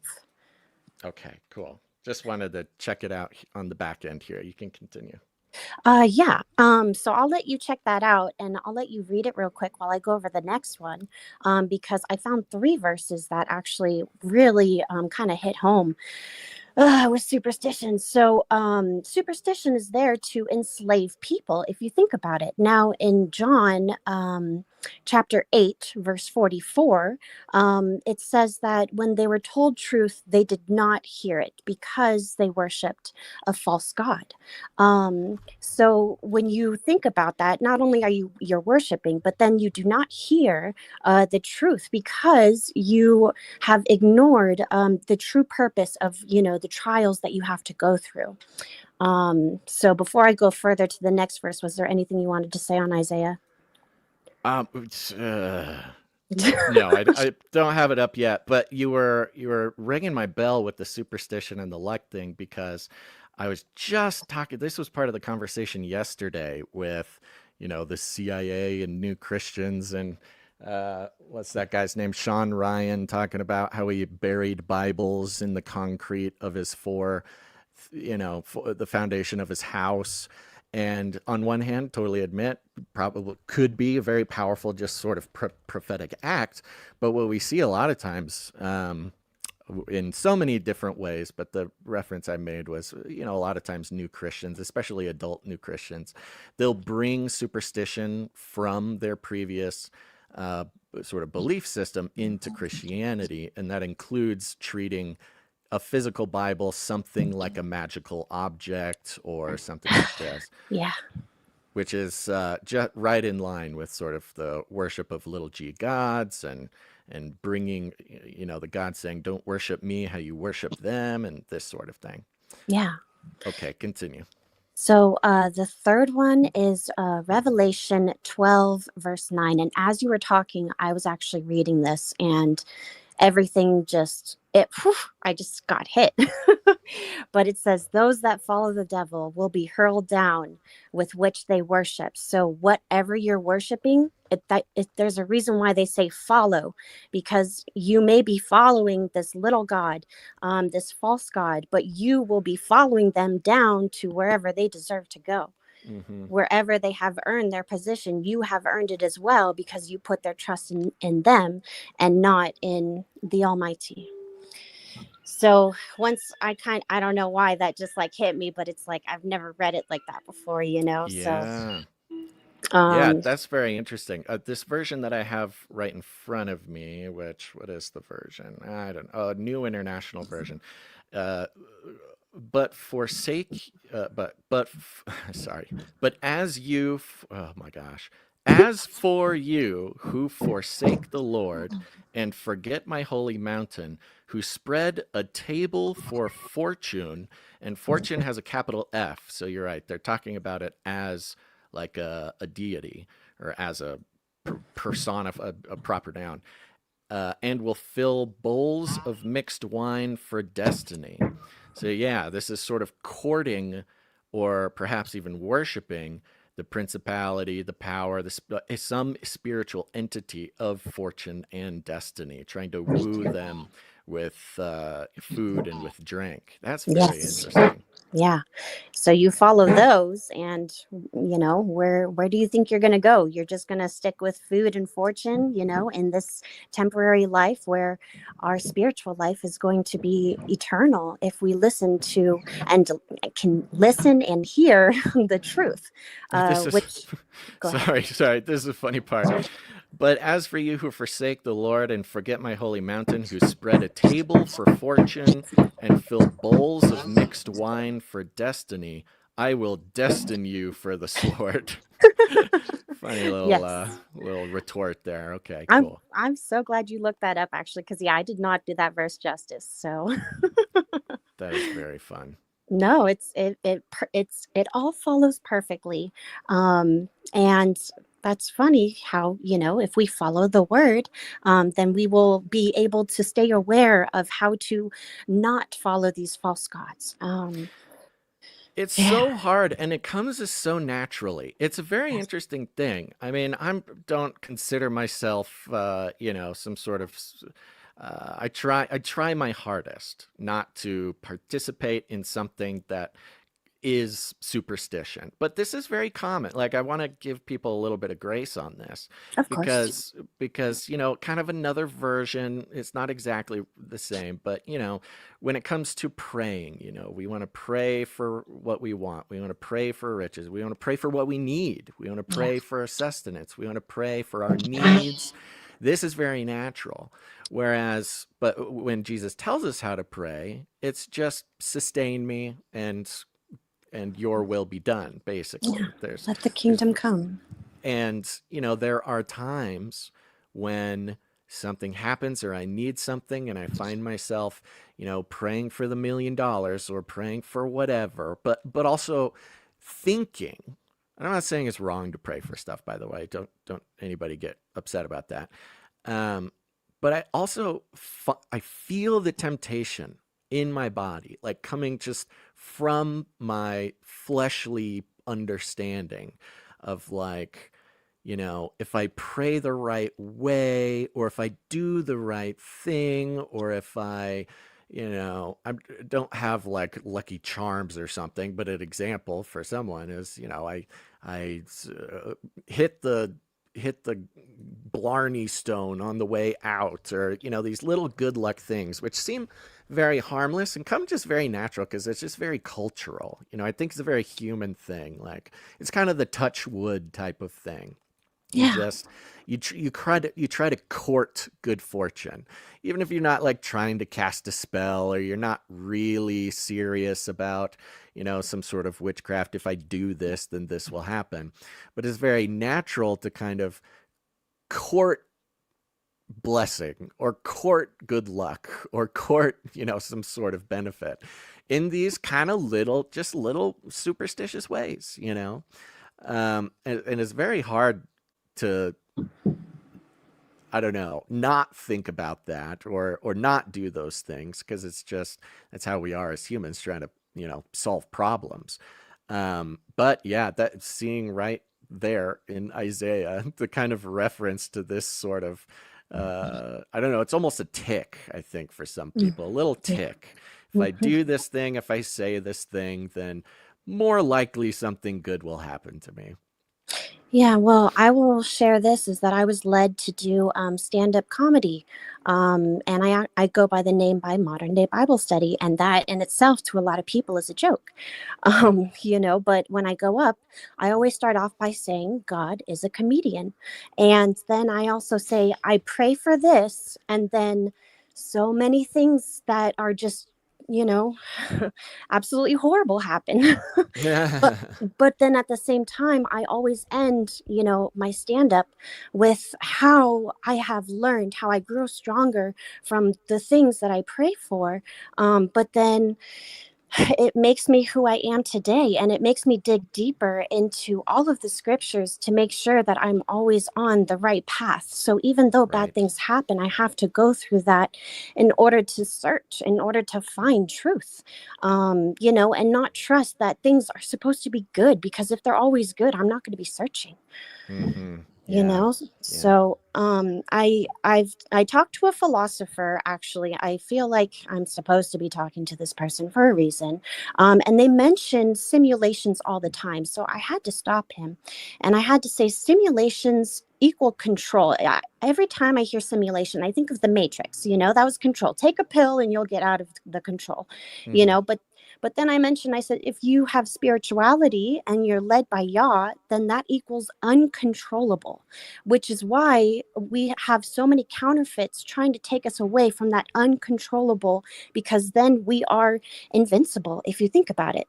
So the counterfeit is trying to tear apart the spirit, like you were saying, and losing trust in Yahweh, and giving your worship and praise to another false little god that you will follow down to the pit of despair, to the pit of nothingness, to the pit Mm-hmm. of abyss. you Yeah. know um Yeah, that's a great point. I mean, I like that because yes, the simulation theory certainly courts, or at least piques my interest, and of course I'll think of it in different ways, and not a computer simulation by aliens, but even on just a basic spiritual level, what we think is going on in this world is more or less a simulation that's been sort of hacked and projected by the enemy. Uh, Oh wow, they're really getting to work I over know, there, I'm aren't so they? sorry. That's okay. Oh, it's been going on Um, for a couple months. but just like Neo and the Matrix, the big thing for Neo was not only that he woke up to the uh, simulation, but by waking up to it, he was able to influence it, to kind of control it in a way. Yeah. And whereas for us, controlling the matrix is not necessarily, should be our goal, I think is very clear. Hmm. But by waking up and seeing the spiritual and the physical side as one big, reality, it lets us see kind of the illusion that's been put in front of us, and by recognizing it, we're able to kind of look past it, and by faith and understanding, And trust. we know what's behind it. And, Yes. once you know what's behind it, and in our case, it's this trust and co-creation with God that ends up, hopefully moving things to his will right in front of us. Absolutely. Now, I do have one last thing, and I don't have a timer, so I hope I'm not going over the 10 minutes. We're a little bit over, but that's okay. We got time for one more thing. Okay, so one more thing is that someone in the chat said to explain Psalms 149, verses 5 through 9. And I actually just want to give a quick explanation because when I read this, I was like, this just kind of ties everything together. So it's perfect. So I just want to explain this real quick. So I'm going to read it and I'm going to pause and just go over an explanation real quick. So hopefully this helps whoever was asking for it. So let the loyal ones exult in glory, exult, feel, and show triumph, elation and jubilation. So you are feeling it and you are showing it. Doesn't mean that you actually have to, always be like, oh, I'm in glory and, showed to people.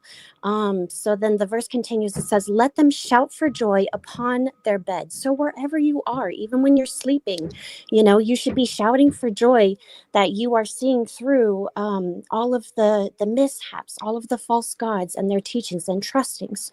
6, let the songs praising God be in their throat. Always have the praise of God in your throat with whatever you're saying, and a two-edged sword be in their hand. Now, I've done a song that says, love and evil, it's a double-edged sword because you can love, but your love is always being tested. So that's the double-edged sword. Same with evil. Whatever evil is, does not love. And so that is also a double-edged sword. And so by wielding that, you are understanding the difference and not being corrupted by him. So 7, to execute vengeance on the nations and punishment on the peoples. So that doesn't mean to go out and have vengeance. It just means by you staying aware, that's the vengeance alone, just knowing that you will not be caught in the trap. Right. And then the punishment is not caving into their false idolization. That's the punishment, because then they will see just by how you are living in your day, without you even having to say anything. They will automatically know that their punishment is coming soon, because they're like, why can't I just be like that? And it does lead to jealousy, but also at the same time, like, that'll spark something for them to start searching. Yeah. 8, to bind their kings and shackles and their nobles with iron fetters. So the kings, they are already bound by shackles, if you think about it. And so if you bind them by not listening to their control, same with the nobles who are ruling the lands, then you are putting them in iron fetters by not going with their laws, with their controls. It doesn't mean to go against the law, because you don't want to be a lawless one, but that means that you are trusting in whatever needs to happen, that you are to show them the righteous path. 9, to execute the judgment written against them. This honor belongs to all his loyal ones. Praise Yah. I'm sorry, I'm going to get emotional. So to execute the judgment, to know that judgment will be upon those, and that you really don't have to do anything except for just being loyal, being faithful, being in ultimate trust in Yah, and you will be always protected spiritually. And Yeah. that's all we can care about. The physical reality is not of our world. So Beautiful. Thank you so much for that modern day Bible study. I think it fits right into the whole thing. yeah, Thanks for calling in. It's so great to talk to you. always a pleasure, Basil. Take care. I'll talk to you next time. Bye bye. Okay, bye. Fun. I mean, yeah, that's such a big thing. It's interesting. I think the movie The Matrix gave a lot of people, if gave a lot of people some perspective, and culture as a whole, some like perspective on just a lot of things, just kind of the nature of the illusion, I think, if nothing else. Um, and certainly we know that it reflected some sort of spiritual reality. Now, of course, the Wachowski brothers, now sisters, uh, are very deep in sort of their Gnostic esotericism. And I think that's another example. I mean, church after church after church after church for my entire life, or at least since 2000 or whatever, would take the opportunity to use the Matrix as sort of a sermon illustration or an example or something. It's not just, sort of neo-techno view into the illusion, but churches themselves and us, we've all used the concepts that have been presented in the Matrix as just a relatable cultural example to a lot of spiritual truths. But even in that I mean, they're fully rooted in the Gnostic heresies, fully rooted in Gnostic esotericism. And I think it's a good reason why some Gnosticism has secretly, very subtly, been infiltrating not just the church, but kind of the theology of a lot of Christians in America. And that's just, I mean, so interesting. The Gnostics were such a small group of people, and their heresy is still reverberating throughout the world today. But still, that's where just the very concept of the illusory nature of what we believe to be reality here, this physical reality, being more objectively extant than the spiritual reality. We think spiritual reality is like this wispy ghost realm, when in fact it's exactly the opposite. Okay, we got another caller here on the line. Going to bring him up. This is Mr. Chark. What's going on? Whoop, can I bring you up? There we go. What's going on, Chark? How are you? Hey, how you doing? Good to meet you. I just wanted to show some support and appreciation. It's always cool to meet new brothers and sisters from all different, I guess, uh, mindsets or ways of thinking. It's just kind of cool to meet more people that share the same faith. And I was introduced to this channel by a friend I know that invited me out to an axe throwing thing, just because we have the same faith. So I just thought I'd stop by, introduce myself, say hi, chat about whatever, or if you got other people waiting, then I don't have to chat too long. Oh, that's great. So you were at the Houston meetup, huh? Yes, sir. That is so cool. Thanks for calling in. It's great to meet you. Sitting in Houston traffic right now on the way home from work. I was going to say, I was like, oh, this guy's sitting in a car. Oh, wait, I see other cars moving. This guy's on the move. He is on the move. Well, that's great. Thank you. I got the report from the Houston meetup. It sounded like you guys had such a great time, and appreciate you tuning in. I'm glad that we're not too wacky for you, buddy. Is that you're hanging on tight? That's the thing. I guess I didn't. There's a lot of things I was thinking about talking about, but I guess I've only watched probably one of your videos on YouTube and a few of the Instagram ones. I'm actually kind of just coming out of the season of learning to appreciate brothers that have the same faith, regardless of differences in opinion. And actually, we might not even have a difference in opinion. I actually don't even know what this is, but I just think it's kind of cool. I just had a neighbor, and I don't even really feel comfortable talking about the subject, but we had a major disagreement on loss of salvation, and it kind of wrecked me to go back and forth with him. God checked my pride a million times, but it ended up where I think he's teaching me how to love people with different opinions, ones who share the same faith, and to keep focused on the most important part, which is Jesus came to die for my sins. He rescued me from death and separation that I deserved apart from him. And just because I believe in him, I trust in him, he's going. Oh. That's I think that's the thing that. Oh, my bad. Yeah, I lost you for just a second there. If you can back up about 10 seconds, and also try to speak up just a little bit so the mic picks you up over the car doors there. See if I can get my little There you go. Can you hear me better? Oh yeah, that's better, much better. Okay, yeah, that's my So car you mic. were But saying that you had gotten into a discussion with a neighbor about salvation and non-salvation kind of yeah, stuff, and but somebody told me something really cool. I was actually just another Christian that I met at a hobby that I do, and I was kind of sharing that with him, and he said, "Well, think about it like this: what if the person that is worried or talking about if you might be able to lose it or whatever, maybe they care about you. If they think that you can lose it, they want to make sure that you don't because they love you." And I was like, I literally never thought of it that way. I always thought, oh, it's an attack on my faith. It's an attack on my faith. And I, yeah, you know, so it's just to see that, you know, through trials and stuff. That's how God always, I guess, helps me mature. And it's like, was it Peter or whatever, where we don't like the discipline when we're getting it, but then the peaceful result of it is always something we look back. I'm murdering the scripture, but it's like we look back and we say, "Oh man, I'm so glad that God helped use that to make me grow." So, yeah, man, I've been amen, amen. going through a Yeah, whole bunch of stuff like that lately. So, yeah, that's great, man. I'm so grateful the Lord's putting you through that. I mean, yeah, the thing you said about sort of assuming that something was an attack on your faith because there is a disagreement.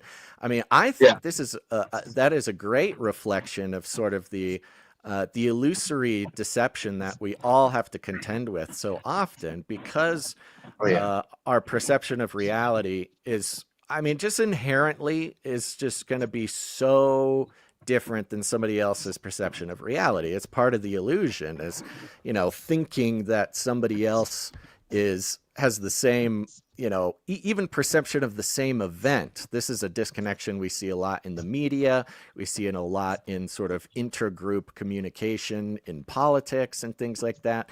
People just basically talking past each other, which I believe is kind of one of the core principles in the sort of, I guess, demonic or dark illusion that kind of comes over all of our eyes. And then when we can have that moment, just like you said, where it's like, oh, just because they're disagreeing doesn't mean they're attacking me. That is like a huge moment, a huge veil coming off the eyes. And honestly, yeah, for me, I've been going through something similar, well, for a long time, but I was thinking about it just yesterday because there are people in my life who are politically different than me and they are spiritually different than me. And I often will just sit and think, like, if I could just find the right words to address, because I know that the second they hear that somebody's Christian, a whole illusion, a whole perception, like a whole hologram of bad things is like projected in their mind, and it really is projected. Like it comes oh yeah, from their brain, materializes in front of them. uh and it's awful for me because like they know I'm a Christian. That's not a surprise. Like we get along in almost every way except for this moment when again comes up, or it becomes apparent that I'm a believer, and it's almost instantly their brain sort of projects an image over me where they're not even seeing me. They're seeing this like hologram of all the bad things they think about Christians or conservatives or whatever, and sort of lays over me. And what you're talking about, that moment that you talk about, is the moment that the hologram kind of drops and you can see the person for who they are, and maybe the good intentions that they have for you. yeah. It kind of reminded me of I love what you said. Yeah, it reminded me of they will know who we are by how we love each other, and I know I can preach that, and I can know that it's true. I also know that I need God's grace to live that out, and but you know what I mean. That's I think Yeah. that's part of the not Gnosticism, as you were talking about, the war of the new man and the old man. Yeah. Um, Yeah. and that's just, I believe it's just part of life sanctification. And oh, I just had to stop real fast. uh, sorry. Be safe. Be Uh, safe. I was going to say though, what you were just talking about, I could relate to that veil being lifted because before I was a Christian, I had a wrong mindset, but I just, without even understanding how I believed it, I just had this horrible image of Christians as like terrible people that hate everybody and are Yeah. bigots and all this stuff. And like once I actually got saved, I was like, wait a second, now people are looking at me that way, but that's so far from the truth because God just loves everybody and He wants us all to to be saved and to be reunited with Him. That's what this is all about. And Yeah.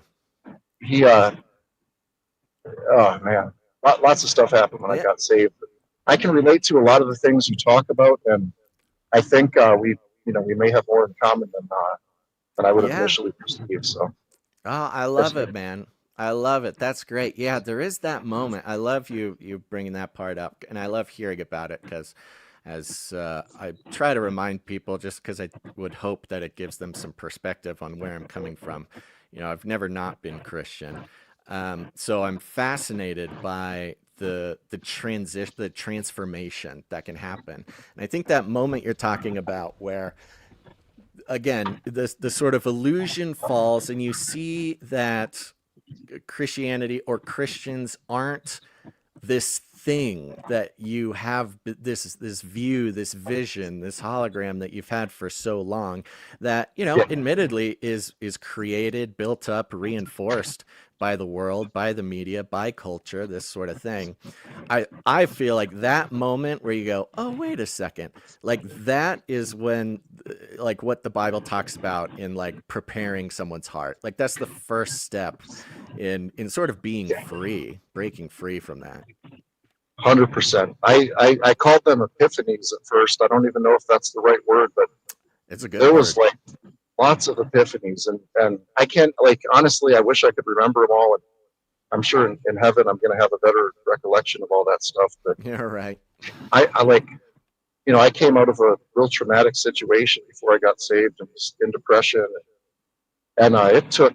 I mean, I was in therapy for like 2 years, and towards the end of my therapy, I, um, the therapist, shifted from asking questions about, how I've been victimized and all that stuff, and trying to, accept the things that have happened and all that bad stuff.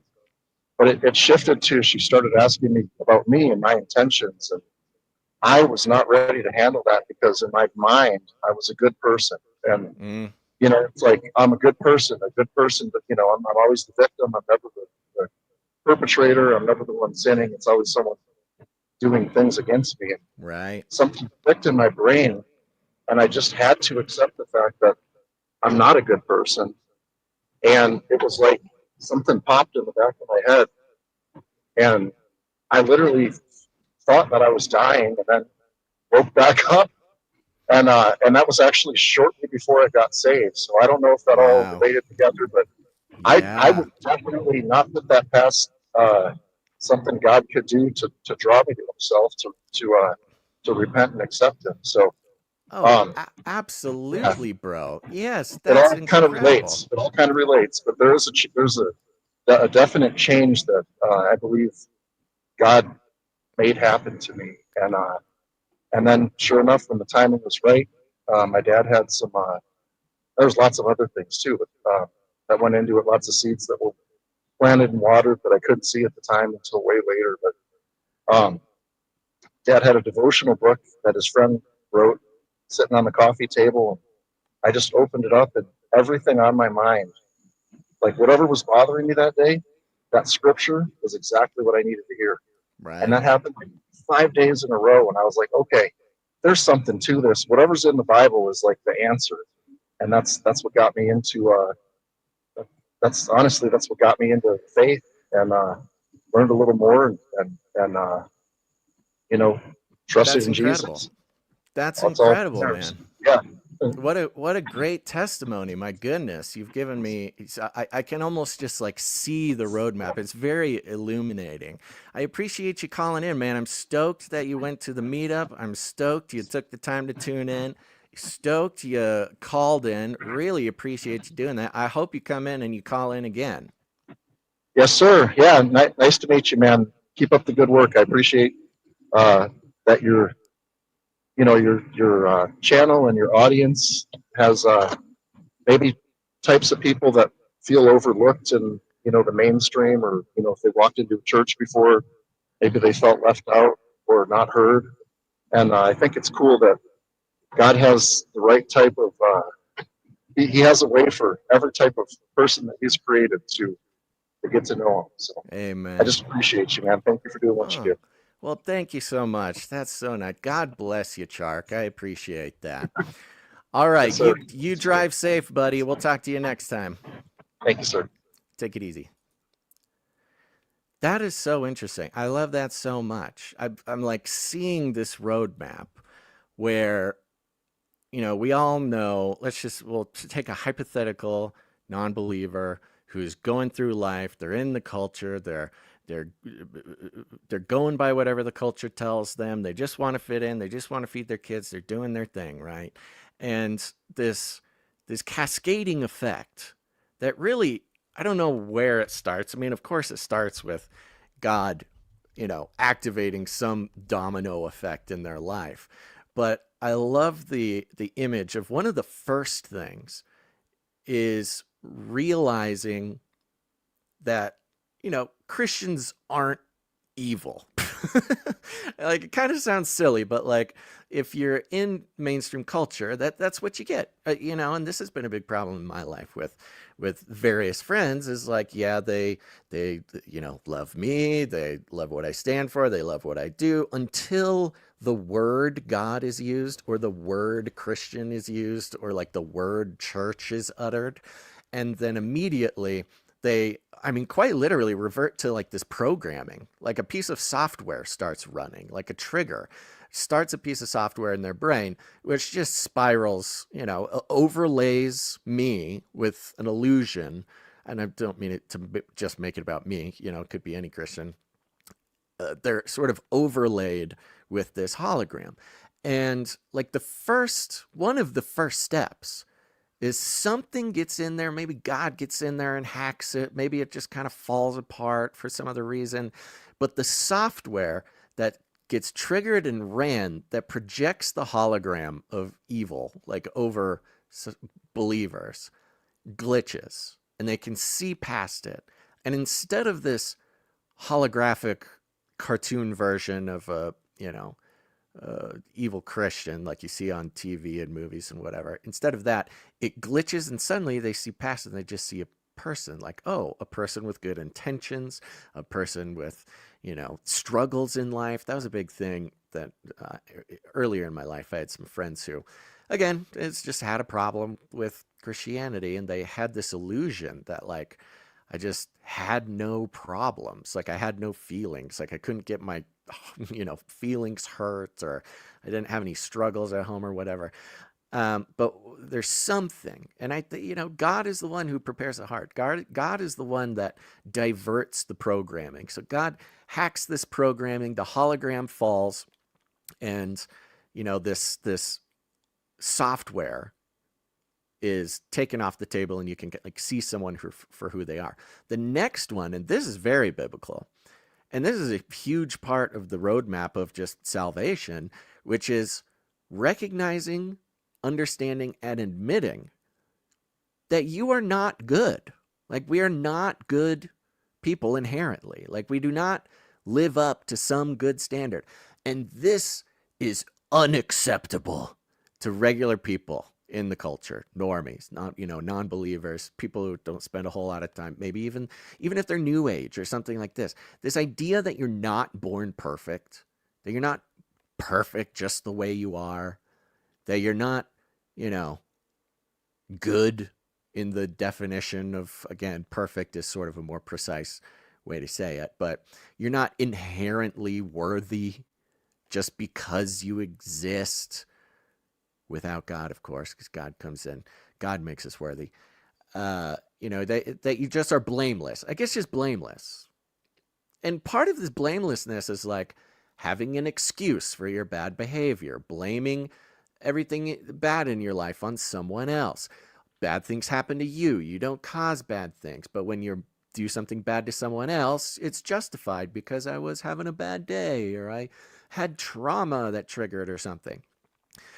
This idea that somebody is not inherently worthy or inherently perfect, I'll say, is unacceptable at a very core root operating system, software programming level in the culture. Because since you're, again, unless you go to Sunday school where you learn that you're not perfect, if you're watching Miss Rachel, if you're watching, I'm trying to think of kids' movies, Boo Beep Bop or whatever it's called, Bluey, you're watching kids' cultural stuff, whatever it is. And it's all about you're perfect just the way you are. Don't change. You're fine. You're okay. Like you're good. You're worthy. You're perfect. You're perfect. You're perfect. And so when you just never get to come face to face with the fact that you're not perfect, like you're not inherently living up to even your own standards. A big part of this is in that culture, like, not only do you think you are such a good person, you should inherently go to heaven, but you don't even realize that you're not living up to your own standards. You've been told that you're the quote unquote, quintessential good person your entire life. And you've justified every piece of bad behavior or bad feeling or whatever, either by blaming it on other people or by justifying your bad behavior on your past or your blah, blah, blah, blah, blah.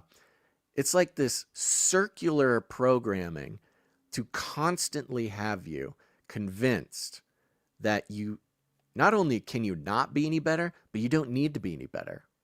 You don't need to be any better. You're fine. You're perfect just the way you are. And so the second step after the hologram falling off of other people, that allows you to look at yourself and go, oh, and you can be real with yourself. You can be honest with yourself. And with a lot of people, this is literally the first time they've been honest with themselves in their whole life. I mean, it sounds intense, but like, if you look back and honestly, you look, and we are so rarely honest with ourselves. And part of it is because we don't have a clear view of others around us.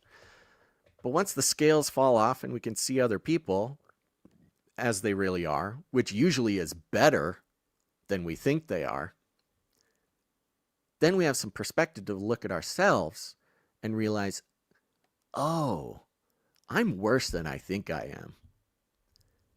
And that is a painful experience. That is a traumatic experience. Like, it's not comfortable. It's not great. But it's the step that has to happen. It has to happen for salvation. Obviously, cool. But it also needs to happen just to be an adult. Like, just to be a real human in the world. That has to happen. And, some people make it that far and they don't make it much further. I know a lot of people who are sort of self-aware and are not believers yet. But those two things do have to happen.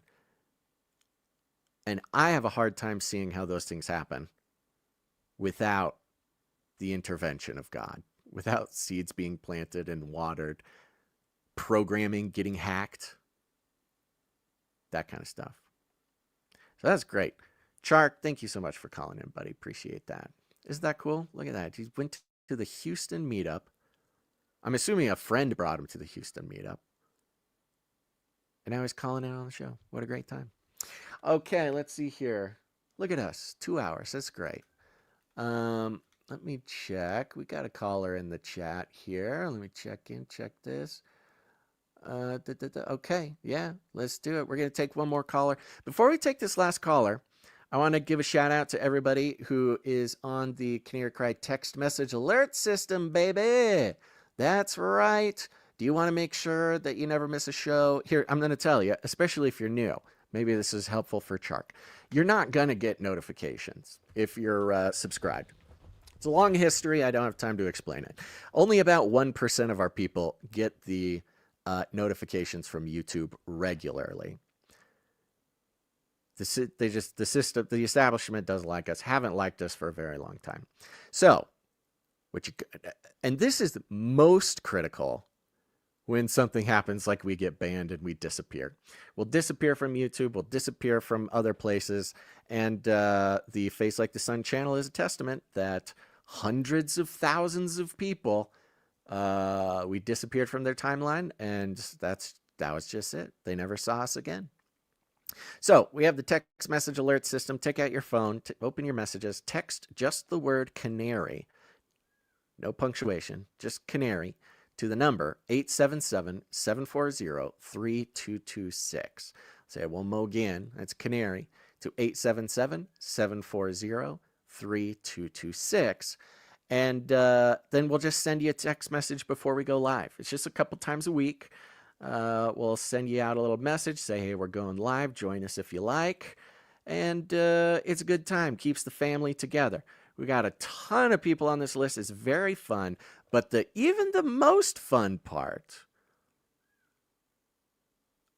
outside of you receiving text messages from me, I do write all the messages.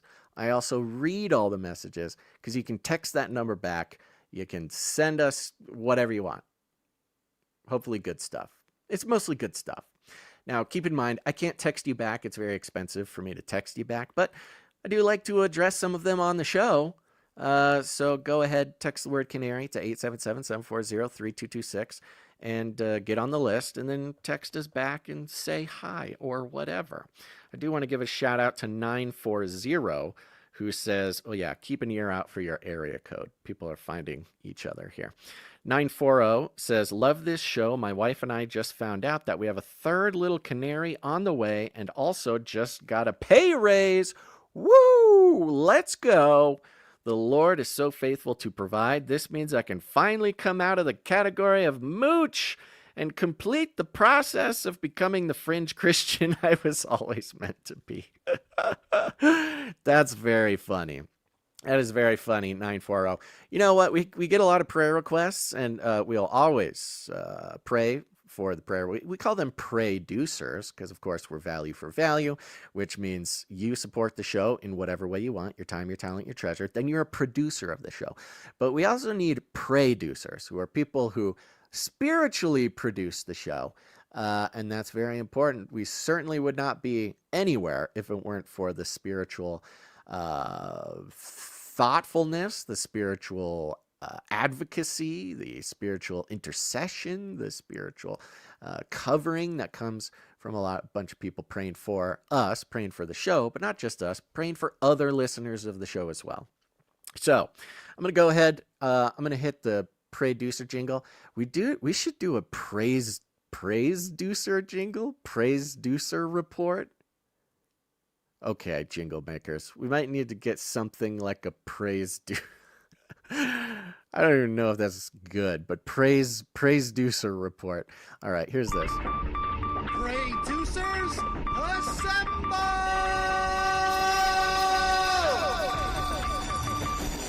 All right, we're praying for 940. They have a third little canary on the way. What a blessing. That's great. Also got a pay raise. We're going to praise God for that. You always got to add some praise into your prayers. That's always very important. And finally gets to become a real fringe Christian and support the show because of the pay raise. The praise raise? Huh? Pay raise, praise. There's something there. Thank you very much, 940. We're praying for you. People all around the world, we're going to thank God for the blessings for you, including that little baby, but also, of course, a safe and healthy pregnancy delivery, and also the inclusion of all the blessings in the relationship with you and what I'm assuming is your wife or husband. I guess I don't know which one is texting, because that's beautiful as well. Thank you, 940. We also got a text from, who's this? Oh, this is 678. This is TDL Prez. It says, God bless, love you, brother. My and I are still asking for prayer on this family real estate matter. Peace, Dove for the ATL. Yes, we're keeping TDL Prez in our prayers, everybody, because they just had a wonderful baby. There's obviously some relational friction that can happen. It's a hard thing. It's a new hard thing that a couple gets to do together, and they kind of got to redefine and refigure out how to do that hard thing together. So we're praying for that. But also, right in the middle of this, they had some crazy real estate deal go south, and it's getting into legal and stuff. I don't know the details, but we're praying for ATDL Prez first for peace and comfort and strategy. Get some holy strategy up in there, not just for preserving and improving the relationship in your family, but also for his will to be done in this legal matter. Sorry to hear about that, but thanks for the text. We had a few more people. I'll just say hi to somebody here. 281 says, have a great show. I'll have to catch it online. Praying for each member of the Canarium. See, that's a real producer there. Thank you. Another person says, 859 says, have a great show. I will look forward to the podcast version. See, folks, this could be you. There's also a number of people who texted at the beginning of this show to tell me that my mic was muted. God bless you. Thank you. I was just testing out a new concept, which was live streaming amateur miming. Okay? Don't be surprised if this show turns into live stream amateur Christian miming. I mean, let's be honest. Any other kids, any church kids in the house? Miming in America has been exclusively kept alive as an art form by the church, by evangelicals. Evangelicals love miming for Jesus. Raise your hand, folks, if you're a church kid and you were encouraged, maybe even forced, to perform a Christian mime act in front of your church, in front of your youth group, maybe on a missions trip. What is going on? Okay, 90s kids will understand. Did anybody else in youth group go on a missions trip, possibly to Mexico or somewhere else, and the primary tool that you used to spread the gospel was a mime routine about Jesus? If I was getting a PhD or something, I would write a thesis on this, because what in the world? Now, obviously, it's occurring to me just in this moment that miming for Jesus is helpful on missions trips because you do not need to speak the language that you do not speak. That's beautiful. Maybe miming was the language of Babel. Maybe the Adamic language spoken in the garden between God and Adam was miming. You know, the language of the body. You can't misunderstand someone when there's no words. That's a good routine. I'm going to remember that. It's possible. Jessica in the chat says, lol, yes, Basil. I was on multiple trips involving miming for Jesus. Katie Ann says, I think Mr. Tinfoil Hat Man did miming in youth group. Lol. Chief Burning Grass says, are we serious about the miming? Absolutely serious about the miming. A huge part of being a teenager in an evangelical church is miming. I don't want to brag, but I did play Jesus in several miming performances for Jesus, both domestically and internationally. I mean, internationally renowned Jesus mime. Let's see, what else is there? There you go. Wordless book vibes, says Michael Carlson. Okay. Glad we got the miming out of the way. Dr. Who Dundat. Oh, what's up, Dr. Who Dundat? Good to see you in the chat. My old youth pastor was a mime. I'm telling you. I don't know. It's so bizarre. It has such a crazy sort of throwback vibe. Maybe it's just because I was doing it back in the 90s and early 2000s. It seems of another time. But I'm guarantee. I know for a fact. I haven't seen a Jesus mime recently, but I know for a fact they're still going. Something like that does not die. Who's this? NJ. NJ says puppets for Jesus was also seen. Yes. Believe it or not, puppets for Jesus takes a little bit more skill than miming for Jesus, I think. Because it'd usually be some sort of traveling performer or a particularly devoted Sunday school teacher would get into the puppets for Jesus. Jessica says we called them drime. I with a D. I would never call it that. Have never called it that. I think that's a crazy thing to call it, but I understand it because the words used to describe the miming in church, in youth group, in missions, they didn't call it miming. They did call it drama, I think.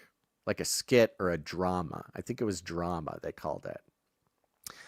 Now to the Hungry Panda says interpretive dance. No. It was miming or drama. I just got to give a shout out to all the people in the chat who did the miming. Michael C. says, I performed an entire Christmas play when I was a teenager. I was the mime, but it was narrated live by my dad. Almost 20-minute play. That's kind of how it went when it was domestic. Domestic miming had a English translation.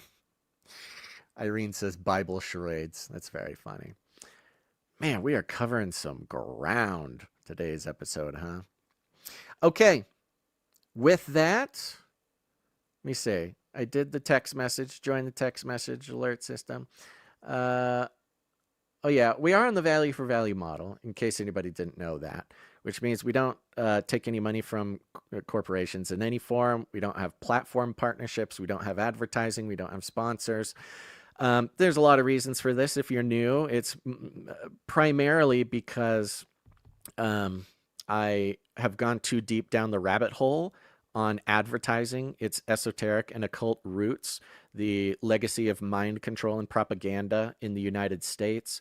Advertising was created by the grandnephew of Sigmund Freud, who used his uncle's sort of weird mind powers to mass mind control people into spending money that they don't have on stuff they don't need for reasons that are not important. And when someday, if you're lucky enough to hear me break it all the way down once again, which I've promised not to do because people got tired of it, there's a very clear line directly from the pits of hell to an advertisement. Not judging anybody who has to advertise to keep their show going. You got to do it. We certainly would make much more money if we did that, but we don't need to. Thank God, because we have the value for value model, which means we don't take any money from corporations, commies, cartels, governments, NGOs, the Vatican, nobody. We're entirely sustained by our producers, and that's you. It's just people who get value. If you receive value in any form whatsoever, you're invited, but also, encouraged to live in the mindset that we as individuals should have some say in what exists and what doesn't exist. We're so used to letting the decisions about media, about television, about shows, the decisions on whether they live or die is left up to suits. It's left up to corporations. And what do corporations, how do they make that decision? How do they make a decision to keep a show going or ending a show? Well, can they advertise? Is it good at delivering mind control programming? If it's not selling advertising, it's not worth it. They kill it. And this goes for YouTube too. YouTube has a direct correlation with the monetized advertising of a channel and the algorithms that they push out. But not here. We're not doing that. Okay. We only exist because real people get as much value as it takes for them to put value back in. And you can put value back in with your time, your talent, or your treasure. We got people who give of their time to help us out with stuff. People who are artists, they create art, they create music and jingles, and that's very valuable. These are all things that we could not pay for if we wanted to. Um, and other people, they say, hey, the Lord has blessed me with some resources. I want to put a number on the value that I get and send it in. And a big shout out to all the producers who sign up and support the show on a monthly basis every 30 days. That is a great way to join, not just join with us in this kingdom work, but also sort of free yourself regularly from the bounds, the strictures of the beast system that we're in on a regular basis. Other people come in and support individual episodes with whatever they want. And if somebody comes in for $100 or more for any individual episode, they're called executive producers. And so we thank them for that.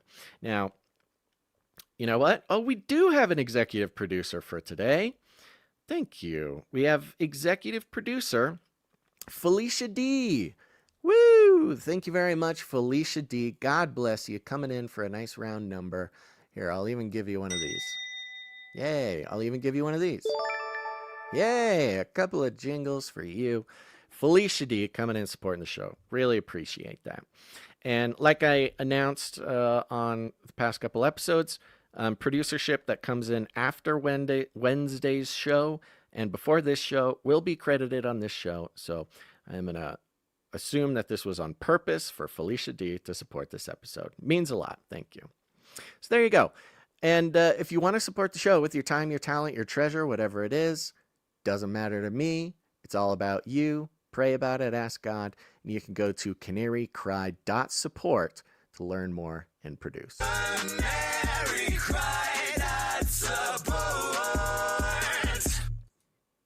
That is Sam Swanson from Slave to Servant. Get his new album, The Red Tapes, out now, featuring your best buddy Basil and Gons as a couple of goofy demonic radio hosts. All right.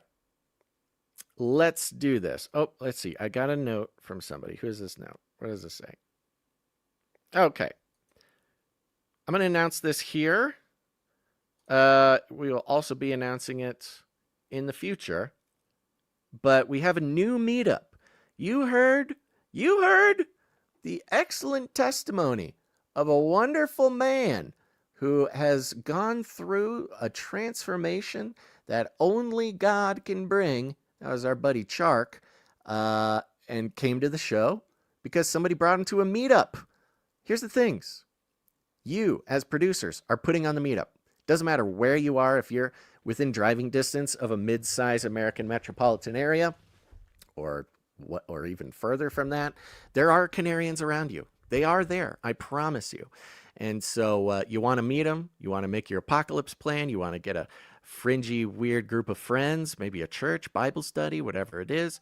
Do a meetup. It's very easy. Just pick a time, pick a place, and just let us know about it. And we will tell the rest of the Canarium. We have a new meetup coming in. This is from Truth Transistor Radio. And we have a very cool image that they sent, the Canary Cry Dallas, Texas area meetup. You can see this. You've got a couple of cryptids here. You got Bigfoot and what looks like Green Goblin from... what looks like Green Goblin from Spider-Man. I'm assuming this is AI created. I don't know, but it looks like AI maybe got like, an alien. Maybe he's an alien. That's an alien. Okay. Conspiracy themed party, games, activities, discussions, ideas are welcome. Saturday, August 30th. Good. Planning ahead. Good job. Saturday, August 30th, Labor Day weekend, 2 to 6 p.m. Where is this? Well, it's in Dallas here. I'm not going to give the exact address, but it's Wynn Joyce Road in Garland, Texas. Oh, it's the Garland Gang. Okay, Garland, Texas. Yes, this is a great meetup, gang. So everybody should go to this if you're in the area. Garland, Texas. Let's see here. Contact Rob Hendrick, and it's got the phone number there, 972-480-2956, truthtransistorradio@gmail.com. Get in touch if you're in or around Dallas. I know Texas is big, but everything's big in Texas. Your cars are bigger, which means they go faster. So I don't know where everything is over there, but thank you very much, Truth Transistor Radio, for putting on the meetup in Dallas, Texas. We will make sure to get this up on canarycrymeetups.com. canarycrymeetups.com. I don't think we have any planned meetups, but canarycrymeetups.com is where you find that out. We'll put this information there. Get in touch with Rob and go to this Dallas area meetup. Sounds like it's going to be a blast. Maybe it's time. Maybe it's time I hop on my pony and ride over to Texas. All right. There we go. I think we got a lot of that housekeeping out of the way. I'm going to, we're going to bring up the last caller. A very faithful last caller. He's very good at saving his call-in energy for the end, which is a wonderful way to land the plane. We've got the one, the only Sir Darren, Knight of the Hungry Panda, coming up on stage. What's up, Sir Darren? How are you, buddy? Hey, Basil. How you doing? Hanging in there, having a good time. It is very hot here. Super hot. I see you put a message in the chat there. It's $100, 100 years, 100 degrees. Something, right? That's pretty hot. That's pretty hot. I'm going to start my timer. Okay. I started my timer. I'll start my timer. There we go. And I'm going to just throw some things at you. Okay. And we'll see if either this is something you can kick over the field goal, okay, or if this is Lucy and what's his Lucy name? and Charlie Brown. Lucy and Charlie Brown. Am I trying to answer quickly or succinctly, or answer as many as possible, or just follow the Holy Spirit? I was gonna just circle back to this whole Leviticus discussion that we were having. Sounds good. Beginning, and I was going down some crazy rabbit trails through the Bible. Okay. Shout out to Modern Day Bible for kind of leading me down this little trail here. So real quick, so Jesus sends out the 12 disciples. So he instructed them, go nowhere among the Gentiles and enter no town of the Samaritans, but go rather to the lost sheep of the house of Israel. And then skips ahead. Truly I say to you, it will be more bearable on the day of judgment for the land of Sodom and Gomorrah than for that town. And he says, behold, I am sending you out as sheep in the midst of wolves. Be wise as serpents and innocent as doves. When they persecute you in one town, flee to the next. For truly I say to you, you will not have gone through all the towns of Israel before the Son of Man comes. Now, real quick, I'm going to read Genesis. When man began to multiply on the face of the land and daughters were born to them, the sons of God saw that the daughters of men were attractive, and they took as their wives any they chose. Then the Lord said, my spirit shall not abide in man forever, for he is flesh. His days shall be 120 years. The Nephilim were on the earth in those days, and also afterwards, when the sons of God came into the daughters of man, and they bore children to them. These were the mighty men who were of old, the men of renown.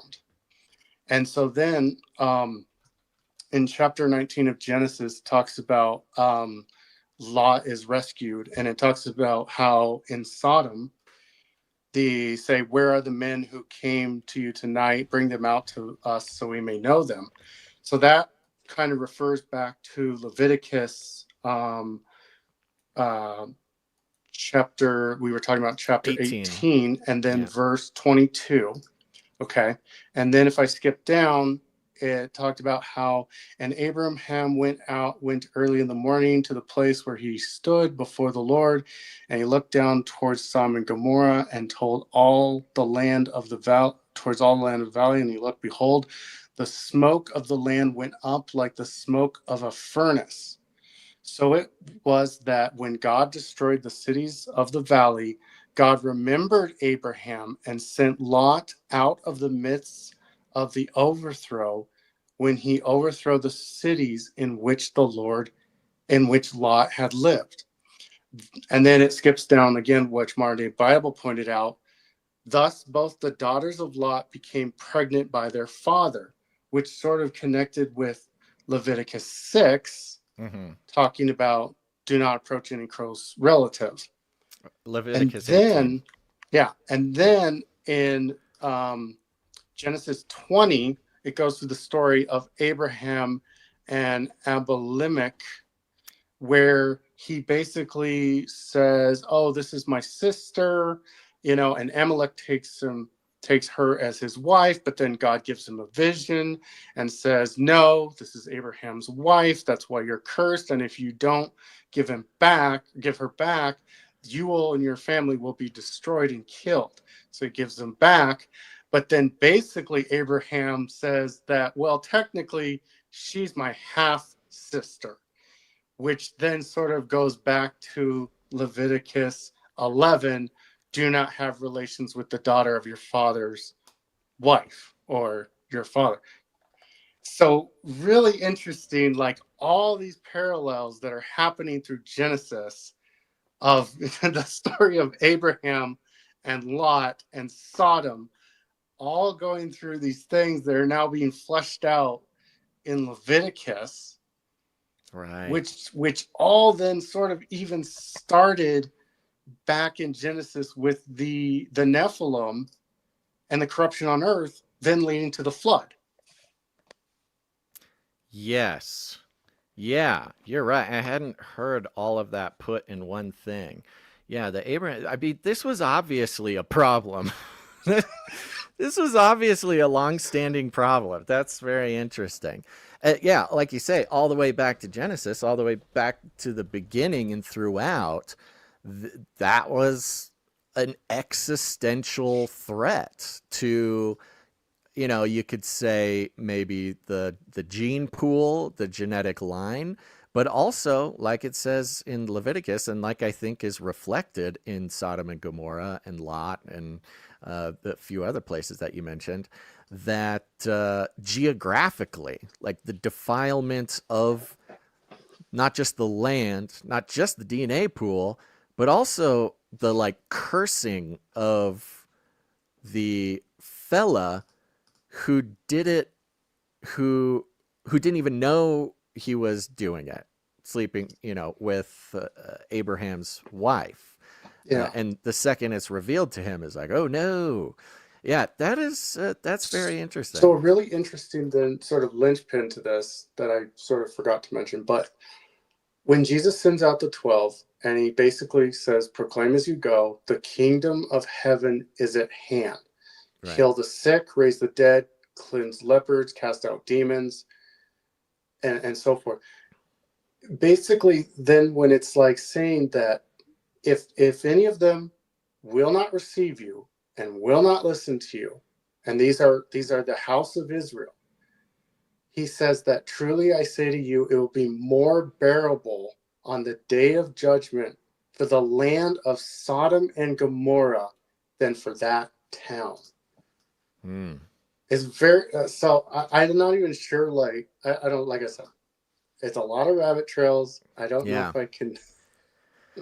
Yeah, no, I mean it's very interesting. You're right. He's not joking around when he talks to that. One thing to keep in mind, and I always got to remind myself too, when we're talking Old Testament and New Testament, the antagonists, the general antagonists in the Old Testament are other nations, whereas the antagonist in the New Testament is the established, I don't know, structure or religious whatever of Israel itself. And there's an interesting, I don't know, maybe comparison or comment to be made there, where Old Testament, the enemies were outside. In the New Testament, the enemies or the antagonists are inside. It's much more about, much like how Jesus flips the script on a lot of sin. It's not just about what you do, it's what you think, it's what you feel, it's your, if you hate someone, it's you've murdered them, stuff like that. So it's like the Old Testament is outwardly focused, the New Testament is inwardly focused. And so I'm just trying to walk through some details that might illuminate maybe some things. Yeah, if the destiny, or the, I guess, punishment, Sodom and Gomorrah was like, what, fire raining from heaven, burning burning everybody. Well, And it's then interesting. Like, I guess what I'm trying to like wrestle with too is there's sort of this picture being painted of the corruption that was being produced on the earth before the flood, right? right, And a lot of it seems to be of this, I'm trying to keep it PG, but basically this sexual nature, right? right, With the Nephilim and everything. And then as we go through Genesis, we can see examples where even some like Abraham and them and some of the stuff being played out is now mirroring some things that later in Leviticus God says, okay, I'm going to put some guide rails here on right, this behavior. So like you said, the behavioral stuff going on. right, And then as Jesus starts to now go to the houses of Israel, not the Gentiles, the Samaritans, but because they are doing all these things, right? right, That Leviticus is like, they're already doing all these things. We're not really putting restrainers on them. right. He says, go to the Israel and proclaim to them the kingdom of heaven is at hand. And if they don't receive you, the judgment that's going to come upon them is worse than what Sodom and Gomorrah received. Well, why did Sodom and Gomorrah receive judgment? Because of Leviticus, like what Leviticus says will Right. bring upon judgment. Right. And so it's just like, and then he's talking about, when they persecute you in one town, flee to the next, almost like Lot fleeing from Sodom and Gomorrah, Yeah. because you will not have gone through all the towns of Israel before the Son of Man comes. It's very interesting, just this picture of like the repeating, and like I think Gon said it, where history doesn't repeat, but history rhymes. Right. And so like, as we're getting closer and closer, like we're now seeing like, as in the days of Noah, so shall it be in the coming of the Son of Man. Oh, for This sure. picture. Yeah. Yeah. No, I mean, I think you're right. And again, like you said, all the way back to Genesis 6 through pretty much every story you mentioned, it is about this sort of not just sort of carnal misbehavior, although that's included in it, but this sort of genetic bloodline abomination kind of leaning regular activity. This that obviously was a part. I think that's a very interesting connection you're making to the New Testament scripture there. But your connection makes sense. He's straight up reflecting on and bringing up and connecting to the Sodom and Gomorrah sort of destiny, which, yeah, it at least implies that the similar things have been going on. And it's always, like you said, through the Old Testament to the New Testament, it's been a repeated, ongoing issue for humans. Because remember, it's not even just the Israelites; it's also the Canaanites, it's also the Egyptians. It's like this pattern that has some sort of dark draw to it for some reason. But also goes through lineage, it's bloodlines, it's DNA, it's the continuous, we talk about DNA and genome as being like, that is where the image of God resides. That is where the abomination happens. That is where an act, a sinful act doesn't just stay with the person or the situation or the time in history. That particular act can affect the rest of human history. Because all it takes is one guy back in Genesis to to get a little carnal, and that affects the bloodline all the way through the New Testament, which, of course, even in the New Testament, the genealogy, the DNA, the bloodline is very important. Jesus being in the house of David, and on and so forth. And part of that, I'm trying to see if I can pick it up, is definitely somebody that may have been Doug Hamp or someone that we spoke with many years ago, talking about the bloodline of David being so important because it had been undefiled, and staying sort of with the image that was first given to the bloodline by God. And even today, we're still dealing with this craziness. I mean, I've been reading some articles. I haven't brought the articles, of course, because we haven't started Canary Cry After Dark, the maybe less friendly show. I love how I started out this show by talking about how I should do a kids program. I don't remember if this was in the pre-show or the official show, but talking about doing a Canary Cry Kids sing-along or something. And then we come all the way around to doing Canary Cry After Dark, which is the adults-only version of the show.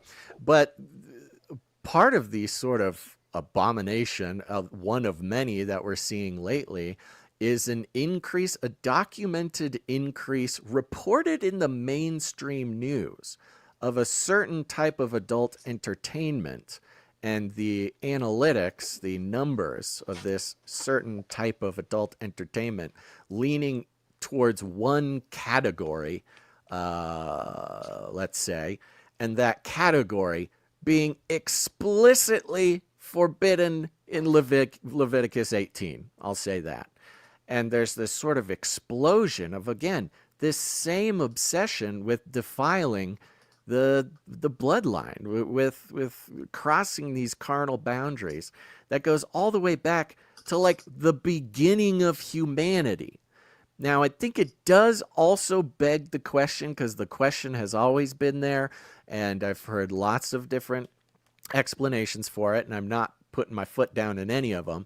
But this same carnal abomination does bring up questions about how the human bloodline got further than Cain and Abel, how the development of the human species got past there. Now, we've heard lots of, I think, credible or at least interesting pieces of academia on this, but it does, you could almost imagine this particular act as being maybe one of the first abominations after the fall. Like, after humanity had already fallen, got kicked out of the garden, got cursed to toil the land in pain and giving birth and stuff like that. It was only after the fall that Cain and Abel show up, and then somehow we get to Abraham with those guys, or somebody related to them. So it's interesting how consistent this problem has been in humanity throughout the Bible, and even up until current day. I mean, this is, I don't know if I want to get into it, but they were doing some tests of minority groups in the UK, and these, I'd say some people would consider them troublesome minority groups, had an enormous amount of this sort of bloodline issue, let's say. Like, I think they were talking like 70% of the people had this carnal issue in the past, like, generation. It's wild. Yep. It's very interesting. I hear you clicking over there. Are you pulling up another maze for us to walk through? I've already used my 10 minutes, so I don't think I should start that train again. There are a lot of these. I think if anything, I guess this will just circle back to what did the angels do with their parts in heaven? Yeah, that's a great question. That is a question for the And ages. that is a debate, ongoing debate right now, currently in the Canarium Yeah, I wonder. Yeah, I don't know. during the Discord. It doesn't say, but you wonder if, in the same way the serpent, after his rebellion, was caused to slither on the ground, meaning it was something like a lizard or a dragon, and then lost its legs. God took away a body part uh, as punishment.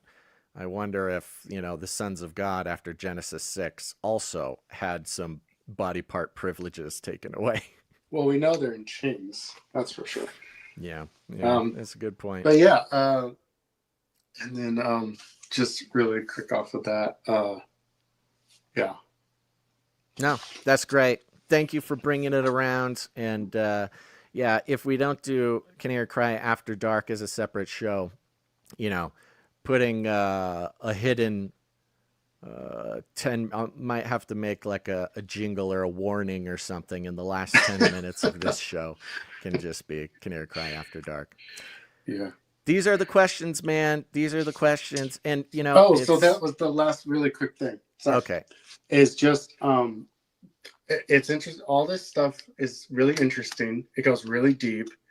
But I think the last sort of connecting thread that we'll have to try to figure out how to weave through all this narrative that we see going on is that we know the entire Bible is written from beginning to end. We might assume it's the story of us, of humans. But I would argue that it in reality is the story of Jesus Christ from beginning to end. Say that again? I would, in my personal opinion, I believe that the Bible, the entire story from the beginning, Genesis, to the very end in Revelation, is the story of Jesus Christ. And everything, somehow the thread connects to him. So if something is happening, that's either it's pointing to him or it's pointing into the counterfeit of him. Yeah. Amen. I think you're absolutely right. Yeah. Amen, buddy. Well, hey, thanks for calling in again. Really love landing the plane with you here at the end of the show. And one of these days you're like not going to be available or not call in or something. And it's going to be sad, but it'll be a growing moment. Well, I'm just teeing it up for all the other Canarians to start, getting on board. Yeah, that's good. I appreciate that. Chark texted in, said Jesus's bloodline came from a prostitute and a murderer. I think it goes to show it's God's perfection that shoots us, not our DNA. Oh, adopts us, not our DNA. Who is the prostitute in the line of David? Do you know? I just did a Not Google. off the top of my head. I don't know either. I mean, David certainly wasn't a great guy. He was a philanderer. He had his moments. Early on, he was really great, and then I mean, that's he had a stumble. That's the beauty. That's the beauty about the biblical, I guess, meta and the biblical narrative, and is very important to remember because again, talking to people who are grumpy about Christianity and don't like the Bible and whatever. First, calling out Leviticus will be the one thing that they'll say. And then the other one would say, but Moses got drunk and David cheated and all these patriarchs were bad guys. It's like, yeah, that's the point. That's the point is that these are a bunch of human beings who are imperfect like you. Anyways, that's the point that only Christ could live in that perfection as a man and be the ultimate sacrifice that we could not have done. If we had just died for our sins, we would have just died. Exactly. That'd be it. End of story. Okay. I've found it out. It's Rahab. Rahab, the mother of Boaz.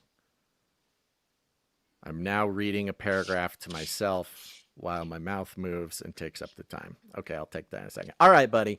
Thanks so much for calling in. I'll talk to you next time. All right, goodbye. Take it easy. The next woman is Rahab, the mother of Boaz. First of all, Rahab was not even a Jew, but a despised Canaanite. Secondly, she was a prostitute in the city of Jericho. She helped Joshua and the Israelite spies who were planning the invasion of the Promised Land. And not only was her family spared in the destruction of Jericho, but the tradition says she converted to Judaism. And sure enough, there she is in the genealogy of Jesus. And furthermore, she is featured in the book of Hebrews as being one who was justified by their faithful obedience. There you go. Love it.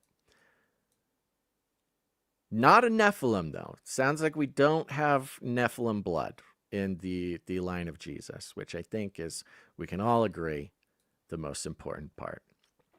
All right. Well, this was a fun one. Oh, gosh, I'm going down the rabbit hole now. Let's go. Apparently, there's another one. Tamar. The first is Tamar, whose story is found in Genesis 38. She was deprived of the husband she should have had, so she disguised herself. She disguised herself as a prostitute. Slept with the guy anyway, kept his personal effects, and when she was accused of prostitution, she brought out his belongings, saying, "This is the man." She was a shrewd woman who worked the system and cheated her way to what she wanted.